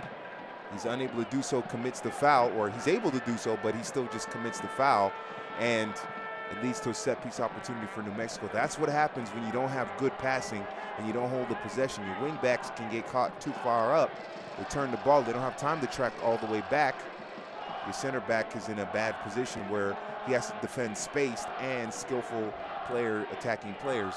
That's nearly impossible to do. Shot in that one off the chest of Ochoa. No danger there for the 18-year-old.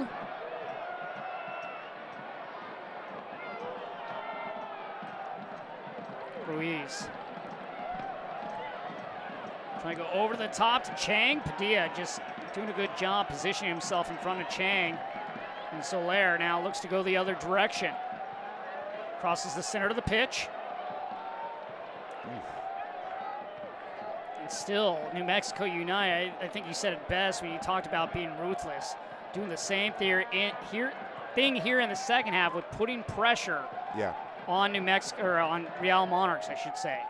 And they 4-1, it's a comfortable lead, but in modern soccer, you never know. Teams come back, and it could, if you slack, if you don't play the same way, you give up the lead. So you have to continue to be aggressive. And plus, put on a show for your fans. Give them a couple more goals. Or on the link-up pass from Weehan, but then gives it away.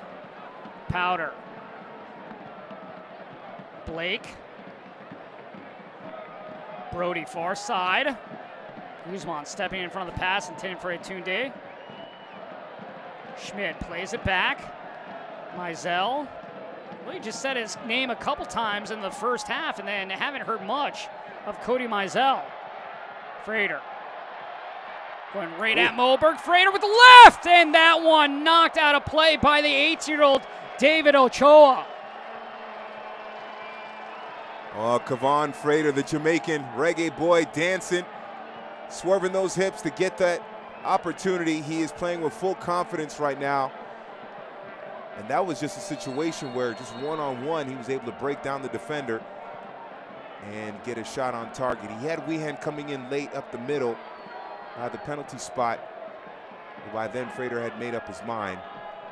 And New Mexico, they get a fifth one here. That could be a wrap. They are looking very dangerous. And once again, Real Monarchs just sloppy in the passing. 3 or 4 passes, they give the ball away. And they have to be more consistent and hold the ball longer. Weehan, the former University of New Mexico soccer player, sets up in the corner as Tite will come up from that back row. Him and Schmidt in just outside that 6-yard box. As we are in the 61st minute.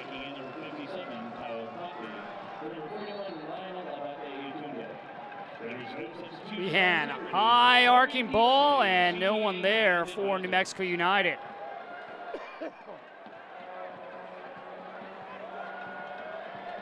I think there were a couple of substitutions made as well.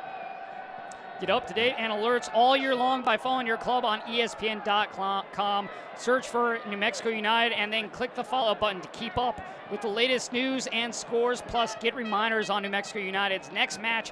Go to ESPN.com now and click follow your club.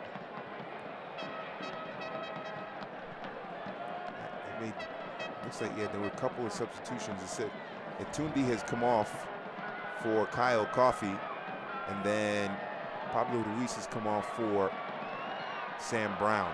So 2 new players on for Real Monarchs.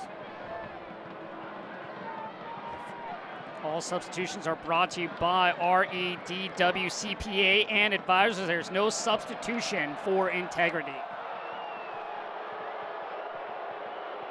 So now Sam Brown is going to be in that midfield role, that holding midfield role. It should mean that Jack Blake will push forward a little bit more.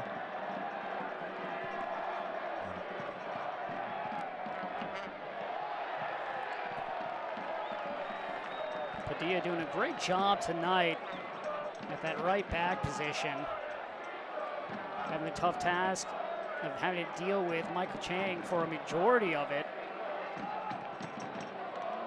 And this time, getting behind him was Kyle Coffey, who just checked on. Coffey with a good chance there, but nothing coming of it for Real Monarchs. Padilla chased down by Chang. That one off Chang, Padilla. Soler from Frater.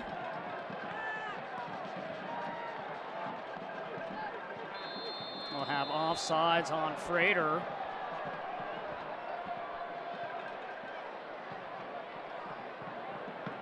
Yes, yeah, Sam Brown is going to be the more defensive midfielder as Jack Blake goes forward in the attack, and then Coffey is just coming as the center forward, replacing Etundi. So Powder. Blake going across the pitch. Brody into the box. Hurd turns, and that one stopped on the play by Cody Mizell. Great stop there. Well done, Andrew Brody. Able to get inside his man, get into the penalty area with full pace, and then squares it there for Hurd, and Hurd with the turn, and then Mizell well positioned, but still encouraging attack there by Real Monarchs. And a fantastic save, Cody Mizell. Made it look easy because he was well positioned. That was the key. He saw it all the way. Goalkeepers, you ask any goalkeeper, they'll tell you they feel like they can make any save on any shot as long as they can see it the whole way and get their body in the right position. Padilla. Great combo.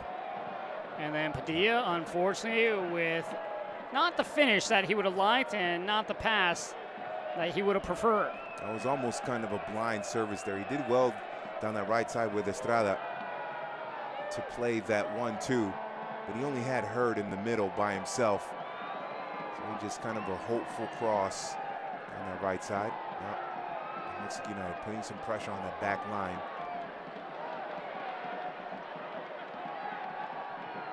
Chang. Coffey to the other side, but once again, just Suggs stepping in front of the pass.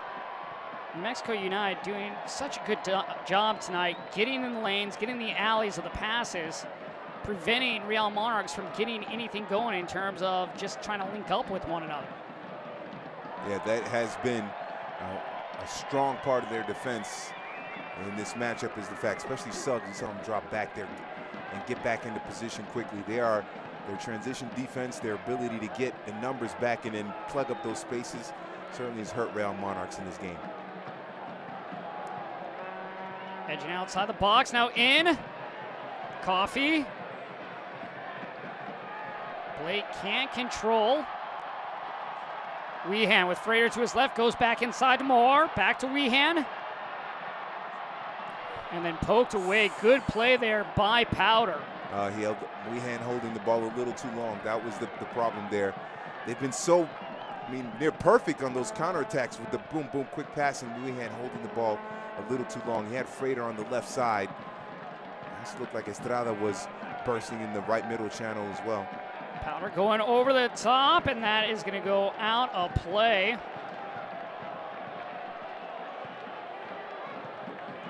And now another goal kick coming for New Mexico United. That one intended for Blake. How about on a couple of occasions here for Real Monarchs, we saw Brody get into the area. Got a pass off to Hurd. He had a chance there, Coffee, but Coffee had his back toward goal, so he couldn't make the turn. So now Monarchs starting to find those little spaces in between the back line of New Mexico United. Sent down the side. Padilla. Coffee trying to pass it. Just past the circle, but only one there is Josh Suggs for New Mexico United. Moar. Frater trying to chip it over top to Moar. Good job stepping in front of Soler. Soler popping one up and over. Trying to go that back corner, but just did not get that touch that he needed on that pass attempt. Yeah, that was a good imaginative effort there by Tony Soler. Moar. Suggs had made the run into space on that left side, didn't get it to him, then cut it back in, and then Frater had made a run, and then Estrada made a run, or excuse me, Weehan made a run. Just couldn't make that final connection there. Hurd with Schmidt inside the box, and that's going to go to the top, and easy job on the clearance by Padilla. Blake. That one over Blake. Hurd. Looping one up and going up top to get that is Cody Mizell. Good smart play there. Just simply climbing up in the air and grabbing it at its highest point. But it's looking, Real Monarchs right now down the right side of their attack. They're looking pretty dangerous there between Hurd, Brody. Kyle Coffey has come in and looked pretty active. So you might want to tighten that up there on that left side of the New Mexico United defense, because the right side of the Real Monarchs attack is looking pretty dangerous right now. They've been able to get into the penalty area a couple of times. They better be careful. They have to be careful here in New Mexico United in that left side of the defense.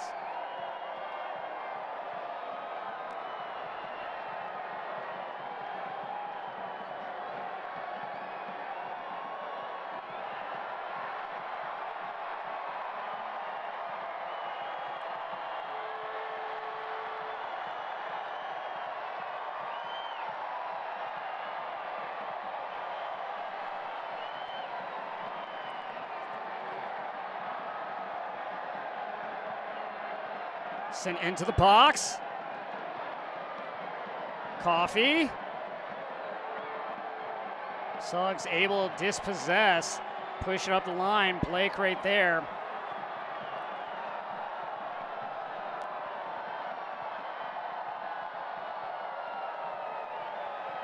Weehan. Moar. Gets by Brown. Moberg in front of him. Moore spins away. Solar unable to do anything there for New Mexico United, but then fights back and gets the ball. Frater.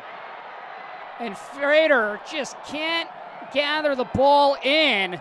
Trying to work his way back to that left foot, turns it over. Blake. Yeah, Frater's got to one-time it with the right foot there. He had the space there. Too many touches there, and he lost control. He couldn't get that shot off. Which is funny. You go back to the first half, what we saw Jack Blake do when he had a chance. One time, didn't hesitate, as that one sent into Schmidt. Schmidt stumbles and cleared away by Padilla. When you get set up like that, you have to just one-time it. And Powder, that one headed away. Padilla, not quite ready for it. Just didn't get to brace himself like he would have liked to head that one away. I wonder if he took one in the face there, because you could see he was instantly affected on that impact, and Powder put some power into that left-footed effort. One of the things about these kits, as you can see for New Mexico United, came together with their crest.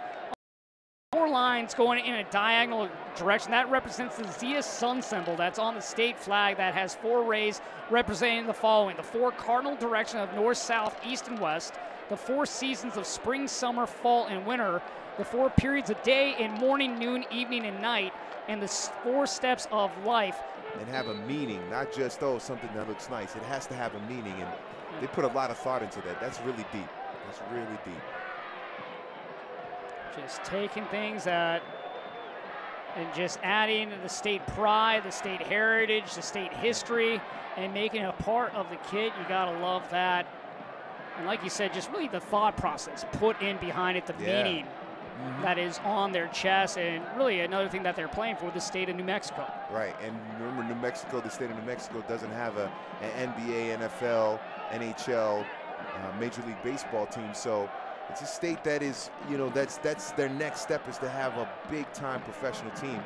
And that void could be filled by New Mexico United, especially if they can win a USL championship. And you look at it, the way the season started, averaging over 10,000 fans. Yeah. It's looking like that void is being filled right now, and then just needs to continue on.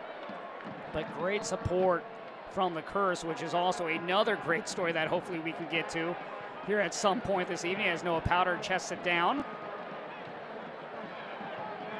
Chang stumbles over his own feet, but somehow able to stand up. Powder working his way down the inline. Great tackle there by Guzman. Solid defensive play. Right in. Brody.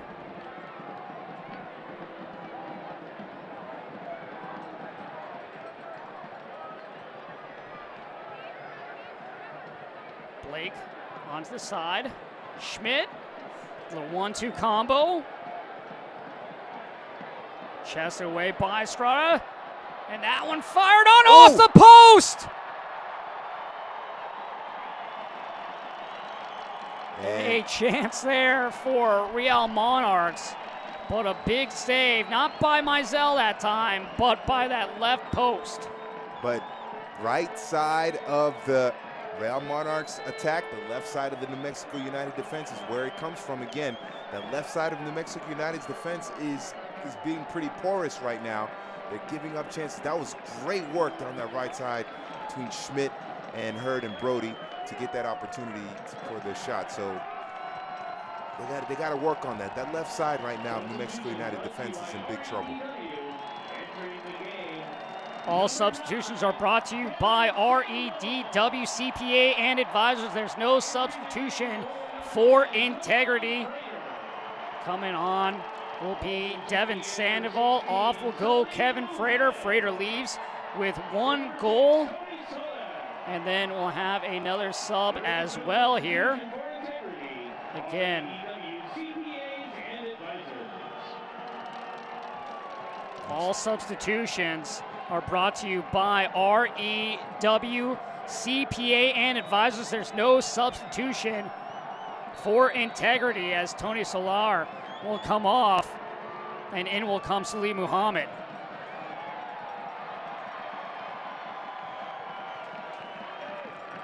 Head to the New Mexico United's Twitter page to vote on the Stars Brothers Brewing Company Star of the Match, twitter.com/New Mexico UTD. And I think if I were to put in a Star of the Match right now, 2 players from New Mexico that really stand out, and Santi Moar and Kevin Frater. Yeah, those 2 are definitely the main candidates, but I mean, you got to give them Moar a hat trick. I mean, I don't see how you do. You could even argue for Chris Wehan with 2 assists. Yeah, you could. He was very active. And heck, you have Padilla as that shot is blocked away by Mizell. What a rip and what a double hand punch out there by Mizell as he's able to push it to the side of the frame. They're going to have to give some help to Suggs on that left side because it's coming down the right side of the Real Monarchs attack. Another one down that right side. Inward swinging ball headed down. Blake! Schmidt brings it back inside, right foot, and that one blocked in front.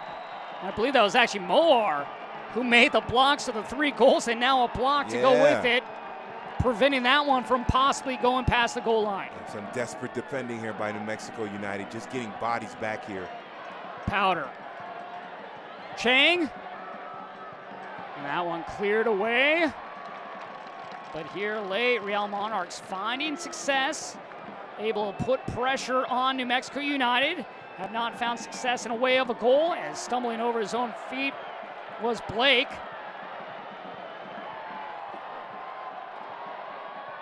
And just pump the ball down the field and relieve some of that pressure, because right now, Real Monarchs are putting a lot of pressure on Cody Mizell.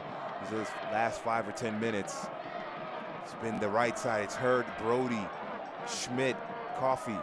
Those 4 specifically down the right side have really started to play better and exploit those spaces being left open. Estrada, Muhammad.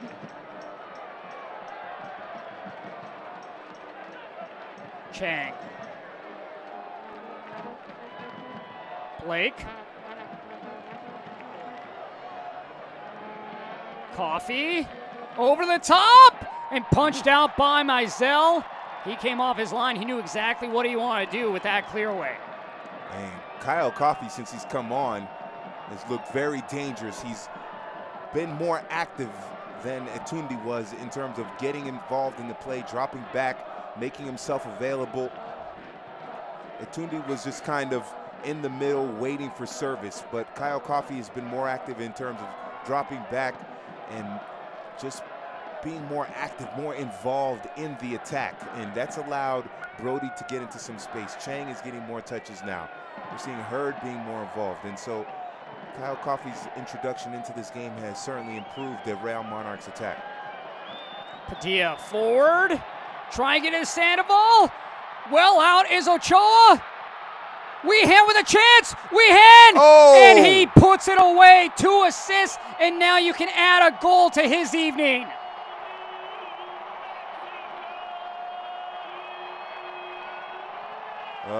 The inexperienced youngster in goal. If you're going to rush off of your line and rush out of the penalty area, you better make sure you get a boot onto it. Devin Sandoval puts pressure on the kid, gives the ball away here. Moberg is late. You can see he doesn't win it cleanly, and then he can't do anything because he's outside the penalty area. And Chris Wehan, look at the hustle there. No one else is there. Moberg is in the middle. His backline partner, Ryden, is a little late coming back. And it's a great finish there. And he roofs the shot, and he needed to roof the shot as well because Moberg had done a good job of getting to the line. The ball stays on the ground. Moberg could clear it away. That United goal was brought to you by Delta Dental of New Mexico. Teeth mean business, and so does Chris Wehan in the 79th minute. But wow, what an evening for New Mexico United. 5-1 tonight here at Isotopes Park. Brilliant performance here by New Mexico United. They've been lethal on the counterattacks. And Real Monarchs. And it's funny, we were joking about man of the match, and Chris Wehan now 2 assists and 1 goal. Yeah, I mean, he's a legitimate candidate for sure. Maybe they could give it to both Moat and Wehan. Sent in, and that'll be cleared away with ease by Schmidt. And with this result tonight, New Mexico United has scored the most goals ever in history for their club. The most previous was in the 3-3 tie against Phoenix Rising, that one being the second game of the season. That's also the great thing with expansion teams like this, and especially with New Mexico United. You're going to have a lot of firsts. They're essentially writing the history book as we watch them play week in and week out. Yep. And the issue, the one thing they have their advantage is also the fact that they're an expansion team, so the other teams in the league don't really know how they play yet, so they can still kind of take advantage of the fact that they're new. And what's working out pretty well for New Mexico United. Now, with what we've seen here late about them going down the right side, do you think that's what teams can take advantage of later on in the future when they play this New Mexico United club? Well, I don't know, because the manager, Troy Lesane, he might say, look, okay, the left side was a problem. Sent in, and that's going to go over. So he can always adjust the tactics to say, okay, now that Salim Mohammed has come in, let's say, he's going to maybe floor it out wide to the left a little bit and shore it up. So it's something that is it's fluid game by game. It's just, for this game, Real Monarchs found a little bit of options and danger on the right side. The next game, it might be through the middle, it might be through the left. So it's just that's something that they were able to exploit, that Real Monarchs have been able to look at and just in this game. But I don't think it's going to be a weakness overall throughout the course of the season. You gotta just talk about the good adjustments that Real Monarchs made. Granted, it didn't come to fruition like they would have liked, but really the big advantage with them when they started getting a little momentum was when Kyle Coffey came into this match. Yeah, Kyle Coffey came into this match and he just became much more active in the attack and helping out and being a big body that can be available. So that's been the key. Sent across. I think Michael Master Chang. Ball Casher also in now. I think Michael Chang is the one that came off. All substitutions are brought to you by REDW CPA and advisors. There's no substitution for integrity. Casher on, and we'll have Santi Moar come off for Tommy Madden. All substitutions are brought to you by REDW CPA and advisors. There's no substitution for integrity. And the integrity of this man, Santi Moar, first ever hat trick in New Mexico United history. Looking for his second team of the week, second player of the week. And what a second week of April this was for Santi Moar and this New Mexico United club. Yeah, he had a brilliant first half. He didn't have to do much in the second half because they had such a great lead. He was solid. In the second half, he really was solid defensively, just making sure he dropped back and being on the body and helping out in the attack. What a brilliant game for him. 3 magnificent finishes, especially the last 2. The first one was just right place at the right time in the corner, so he was able to just knock it in. But the 2 finishes through the midfield, great passing, great connection there on that transition on the counters. Coach Lesesny said that he's one that you'll sit in front of your seat and just watch the excitement he brings, the way he is the way that he entertains. His pitch is just, when he's on the field, is electric as he is off the field, and showing that tonight for New Mexico United with those 3 goals. And he is someone that now the rest of the league, they know his name now. Yeah, they know his name now. They're going to be targeting him. So now, when opposition go up against New Mexico United, they're going to be watching for him. So they might bracket him. They might put 2 players around him. They might focus the defense on him. So now he has to, I don't want to say take his game to another level, but now he might have to adjust his game a little bit, because now teams are going to focus on him and trying to slow him down. For Real Monarchs, they will host San Antonio FC. That'll be on the 20th. For New Mexico United, this team will go back on the road, so they end a 3-game road streak. And now they're going to go on the road once again for a game versus Reno 1868 FC. That game will be at 8 local time. But here they have momentum going into next week, going against a tough Reno squad.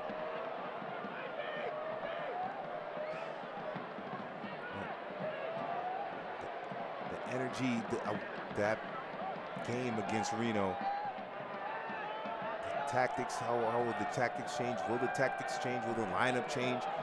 It's going to be some very interesting storylines going into that game against Reno. But still, if you're going to go into a road game, you want to go after a 5-1 victory, that's for sure. Confidence will be supremely high. It really makes Reno have to think about what New Mexico United is going to bring. Is it going to bring this, or are they going to see what they saw last week when they were on against Rio Grande, where they just struggled to create any opportunities? Tonight, that has not been the case in terms of creating magic, and we have seen it this evening. Yeah, it's been an excellent performance. They finished their chances, too. That's the thing. We've seen a lot of teams get 14, 15 shots and 8 on target, and then they don't score any goals. But New Mexico finished their chances. They put 5 past Real Monarchs, and Real Monarchs is a club that is consistently one of the top 2 or 3 teams in the Western Conference in the playoff race. So for them to do that on a squad that's a potential playoff team is very impressive. For you, we've seen 5 goals this evening as Kyle Coffey somehow is able to stay on his feet as he was nearly wrestled to the ground, but we've seen 5 goals. Is there one that really stands out to you more than another this evening? I would say the second Santi Moar goal, when he gets that ball played over the top and then he finishes with that left foot, or not over the top, that good passing through the midfield, chests it down, and then left-footed shot into the roof of the net after the pass from Weehan. That one was the most impressive to me. 88th minute here, New Mexico United looking to improve to 3 wins, 0 losses, and 4 draws on the season, 13 points on the year, still without a loss in their expansion year for Real Monarchs. Unfortunately for them, they're going to fall to 2-2-2 on the season, and they'll have a 1-game losing streak going. Estrada, that one knocked out by Masterball Casher.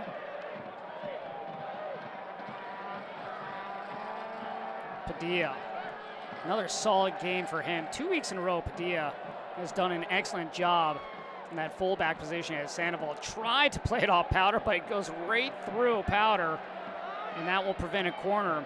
And now Real Monarchs with maybe a last effort to try to get a 2nd goal on board. If Troy Lesesny was looking for a best 11, the 11 that started this match, and then the formation and the tactics that they put out, that might be his best 11 and best tactics going forward. We saw Sandoval start earlier this season. Maybe he's going to be that guy that they come off for energy, the guy that can bring scoring ability off the bench going from here on forward. If this is what he does decide to do with that best 11 in terms of starting, again, that's all up to him. Who knows what he's going to go, but I think tonight is a very good example of what it could very much look like the rest of the season. Yeah, especially if they just continue to play that way, this quick one-touch passing. And we'll have a yellow card given out. That Siddle yellow card was issued to, I believe, Salim Muhammad, number 16 for New Mexico United. Crunching challenge there by Salim Muhammad. Salim Muhammad still going hard here late into the 90th minute as we're approaching stoppage time. Fans tonight's attendance, 12,327. Thank you for your support. 12,327 supporters here for New Mexico United this evening. That is a great sign, a great thing to see. And while they did not miss out this evening, stoppage time is brought to you by Orange Theory Fitness. We're in the orange zone now. And Real Monarchs getting a little taste of their own medicine. They beat LA Galaxy 2 this season 5-0. That was at Zion Bank Stadium. And they ran into Isotopes Park today, and they ran into a vicious, ruthless, ravenous squad in New Mexico United, and they put on a show for their fans here in Albuquerque. It's a great performance, a brilliant performance all around. The goal that they gave up in the beginning, I'm sure that's something that the coach, the manager, Troy Lesesny, will not be too happy about, but that's a very little thing to be upset about when you consider how they responded after that goal. 2 minutes of stoppage time added on. Devin Sandoval able to get around Ryden. Estrada. I'll get him. It's my shot, brother. Cutting through his Casher. Knocked away from behind by Guzman to Schmidt.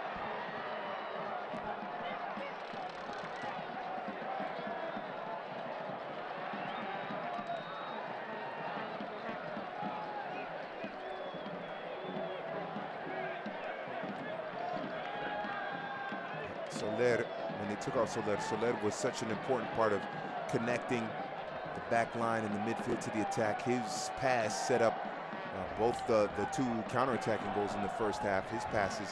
So when they brought in Mohamed, it was just to solidify the defense more than anything else. So Mohamed and Guzman just more of holding midfielders, get the bodies in the back there to prevent anything through the middle for And that whistle will finish this night off, and what a record-setting night. Santi Moar, 3 goals, a hat trick, the first time in history, the highest number of goals scored in 5 for New Mexico United. And there, Santi Moar, the Star Brothers Brewing Company star of the match, is that man number 11. Santi Moar now with 7 goals on the season. And depending on what happens tonight with Tulsa and Lobo, he is tied for first overall in goals scored with 7 on the season. What a night for that man. As we take a look at the Michelob Ultra play of the match. That first one on the counter with the left-footed finish was absolutely spectacular. And then this is a great header by Kevon Frater as well. And he just stood up there. Well done for him. What a game, 5-1. We'll take a break and we'll wrap it up with some stats right here on ESPN+.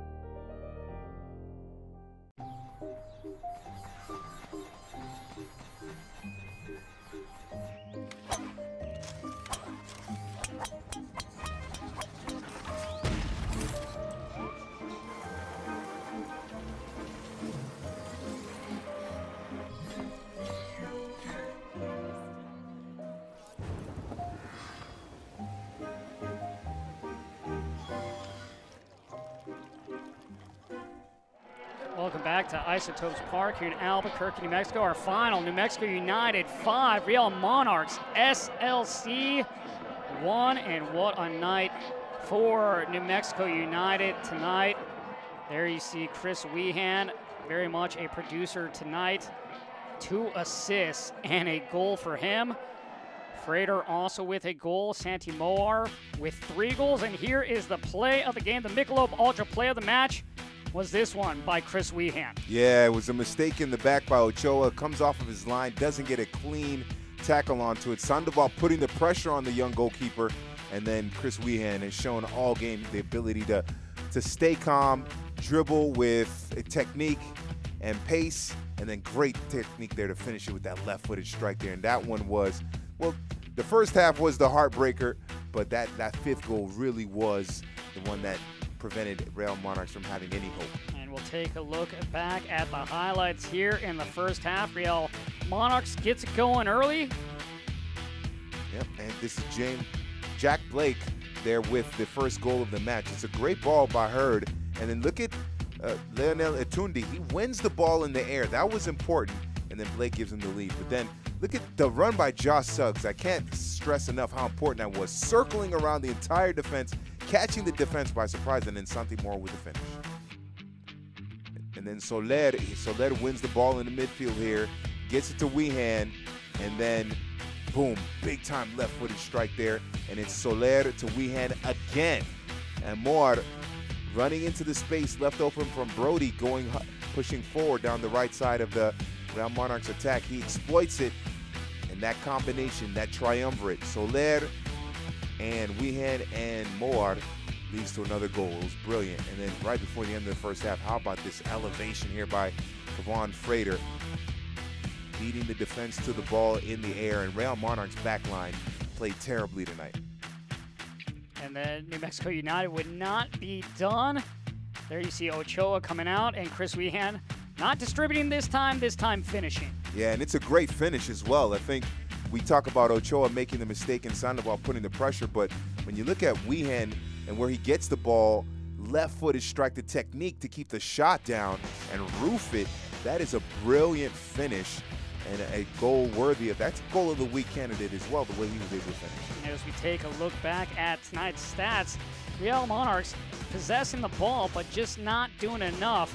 Same amount of shots, 4 less shots on target, had chances but just not able to finish like New Mexico United. Yeah, actually the first half United had more possession, but in the second half, chasing the game, looking for a goal just to make the scoreline respectable, they had to get most of the possession.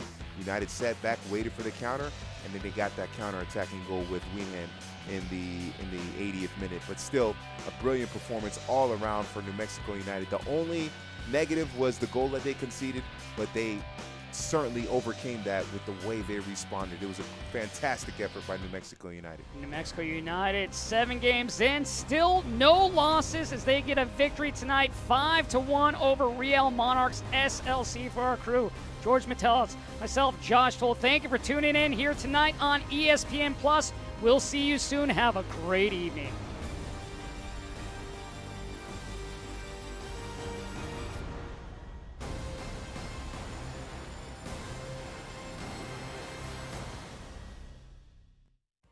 This copyrighted telecast of the United Soccer League Championship cannot be retransmitted, rebroadcast, or reproduced without the expressed written consent of the United Soccer League Championship.